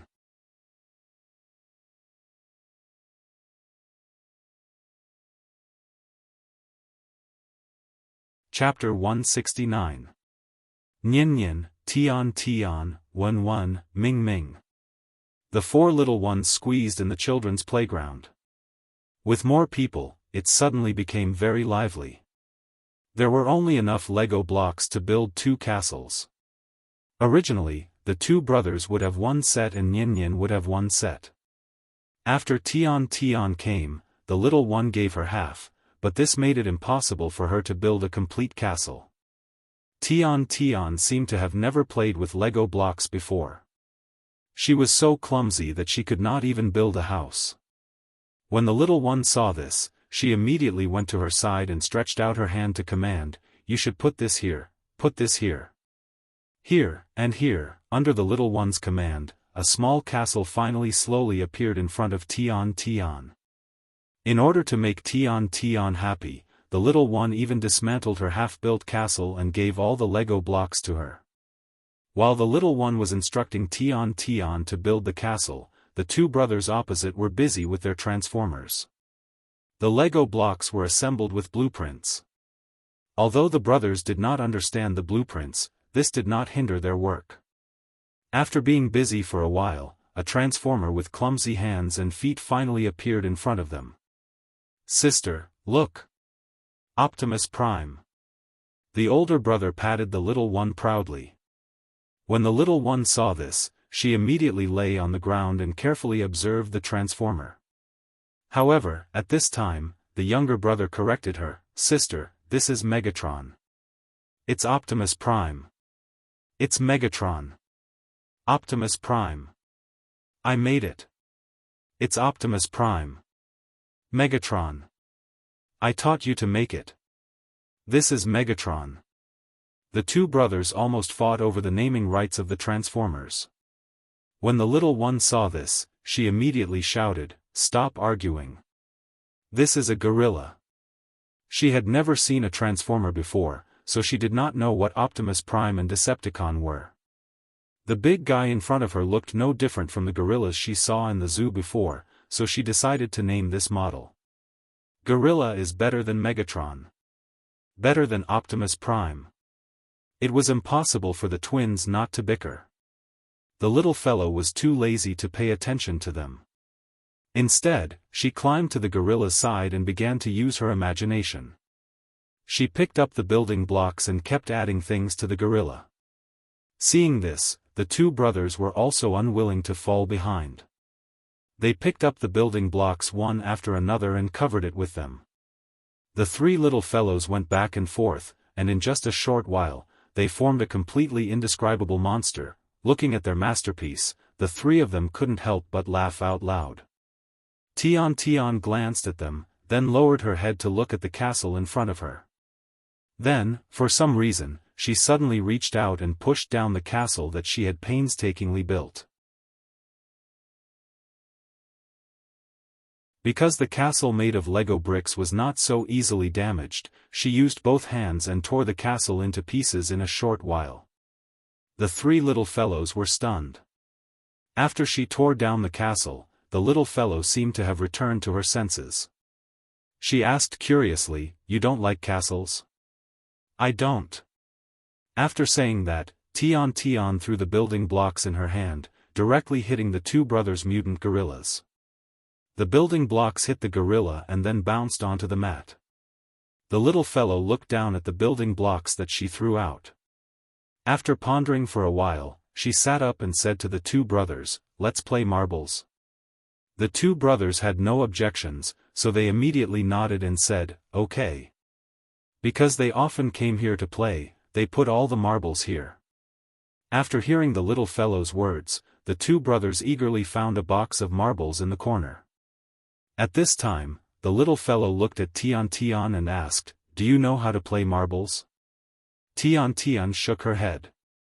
Seeing this, the little fellow introduced the rules of the game to her. After many days of research, the rules of the marbles game had been comprehensively upgraded. Using the building blocks, the three little fellows invented a game similar to billiards. First, they used the building blocks to circle an area as a field, then each person put 3 marbles in the field. In front of them would be a goal made of building blocks. As long as they used the mother bullet to knock the opponent's marble into the goal, even if they scored 1 point, they could still win the marble. Whoever lost all their marbles first would lose the game. Tian Tian had never seen this kind of game, so she was immediately attracted to it. There was a standard posture for playing marbles. Using the index finger to circle the marbles and the thumb to push outward, the marbles would fly fast and accurately. After teaching Tian Tian the posture, the 4 people began the game of marbles. Ever since the little fellow learned how to play marbles, she had always been the biggest winner. It was not that her skills were superior, but because the two brothers would always argue first and use all their skills to defeat each other, so the little fellow always got a big advantage. Now, the two brothers were arguing again. The older brother took the lead and directly hit the younger brother's marbles to the side of the goal, almost hitting the target. Seeing this, the little fellow decisively chose to hit the younger brother's marbles directly into the goal, and she was the first to get a point. It was Tiantian's turn. She looked left and right and chose the marbles that looked easier to hit the older brother. After looking for a while, Tian Tian hit the marbles in her hand. Unfortunately, her skills were too poor, so the marbles that looked easy to hit missed because she missed the opportunity.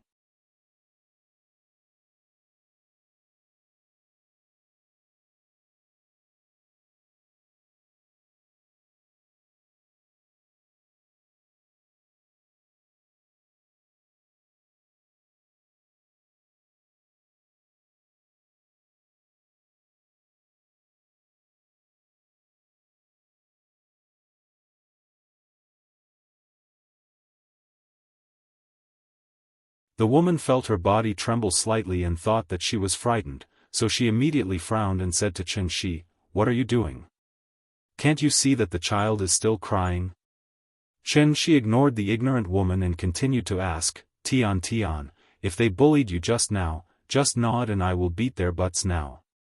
Okay?" Hearing this, the woman's expression softened. She felt that Chen Shi's attitude was very good, so she said to Tian Tian, "Tian Tian, tell mommy, did they bully you? Don't be afraid, mommy will protect you." Tian Tian still didn't answer. But at this time, the little girl couldn't stand it anymore. She stood up from the climbing mat, pointed at Tian Tian, and said loudly, "Papa. We didn't bully her. No." Now, not only did her brother feel wronged, but even the little girl felt a little wronged. Like her brother, she didn't understand why the adults didn't believe them.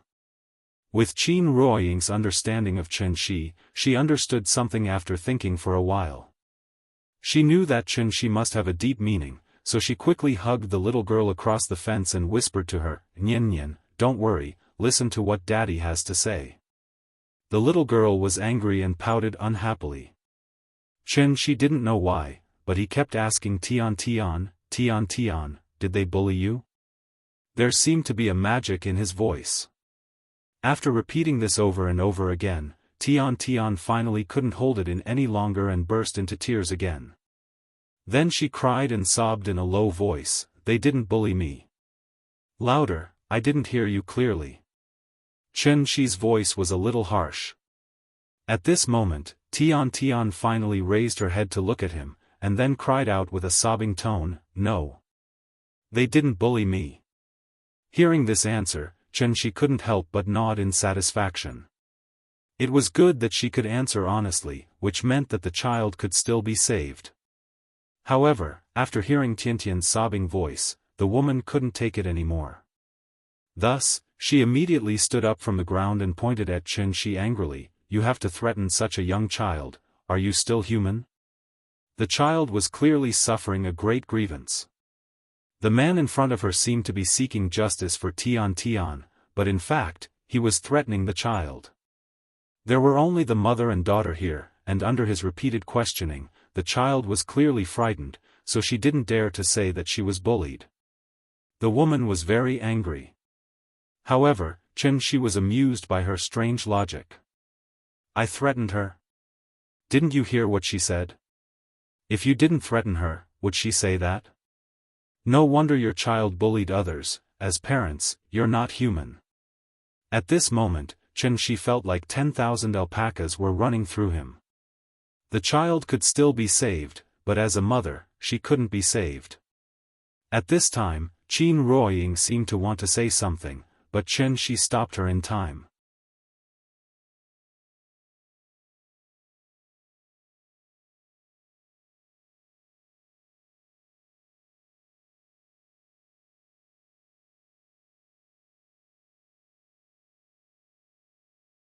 As long as it was a member of the Martial Arts Alliance, there was almost no one who did not recognize this beautiful woman with a broken arm. She was Xian Nu, and Xian Nu's wish was to become a Wu Dao Grand Master. Therefore, under the careful cultivation of the village, Qin Xueqing's martial arts cultivation had advanced by leaps and bounds. 2 years ago, she had already reached the peak of transforming strength, but because she had been unable to break through, Qin Xueqing chose to join the Wu Lian, trying to find a breakthrough through actual combat and step into the Gang realm in one fell swoop. The young and beautiful transforming strength Grand Master attracted a lot of attention at that time. Everyone knew that Director Qin, who was parachuted into the emergency department, had a strong background.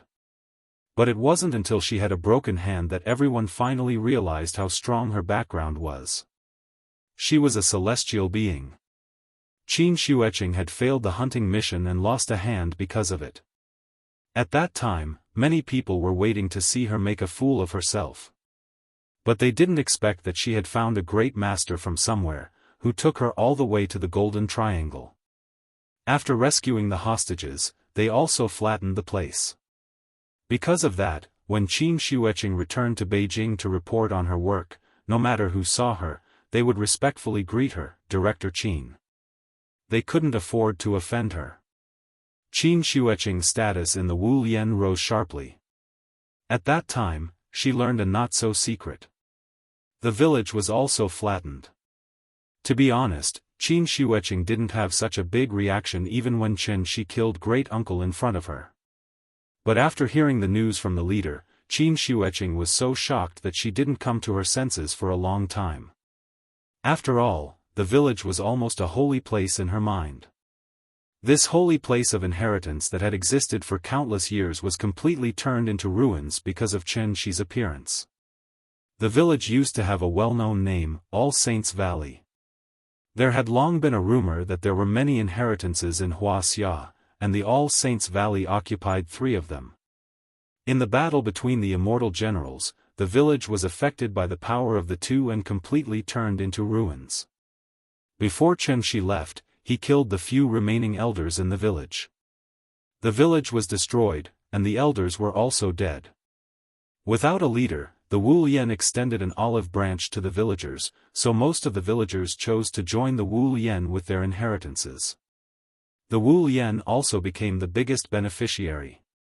If a butterfly flapped its wings in Brazil, would it cause a tornado in Texas? This seemingly absurd question was the famous butterfly effect theory. At this moment, Chen Shi was like the butterfly flapping its wings in Brazil.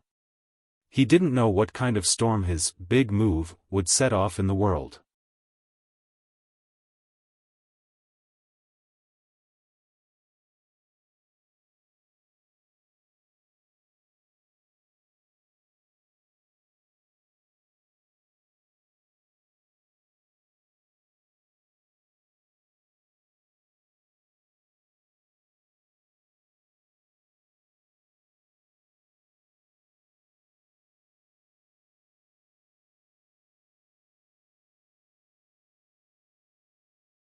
The man didn't answer Chen Shi's question, but lowered his head and repeated, "We're just following orders. Please forgive us for the inconvenience." The two of them obviously knew Chen Shi's strength. So even if Chen Shi didn't show any malice to them, they still felt a great deal of pressure. These two people were just small fries following orders, so Chen Shi didn't intend to make things difficult for them. After understanding the situation, Chen Shi said casually, "Okay, I got it. You can go." If he remembered correctly, his sister-in-law seemed to have a certain level in the Wu Yan. It seemed that he would have to call her later to ask. In fact, there was no need to ask at all. He could understand the Wu Yan's intention with just a little thought. Zongnanhai was not far to the south of Hohai. What if Chen Shi couldn't figure it out and went to Zongnanhai to have a go? If something really went wrong, no one would be able to bear the responsibility. Therefore, it was imperative to supervise the operation. To be honest, the Wu Yan didn't try to arrest Chen Shi, which was actually very polite. After hearing that they could leave, the two of them immediately breathed a sigh of relief. The woman turned to leave. But at this time, the man looked down at Zhou Haisheng on the ground and asked, "Mr. Chen, do you need us to deal with it?" Zhou Haisheng was not a young man who hadn't seen the world. When he heard the two words, Wu Yan, just now, he knew who he had provoked today. After listening to their conversation, Zhou Haisheng was so scared that he lost all his strength. Wu Yan Inspection Office, masters above the master level, just a few words were enough to make Zhou Haisheng realize the seriousness of the matter.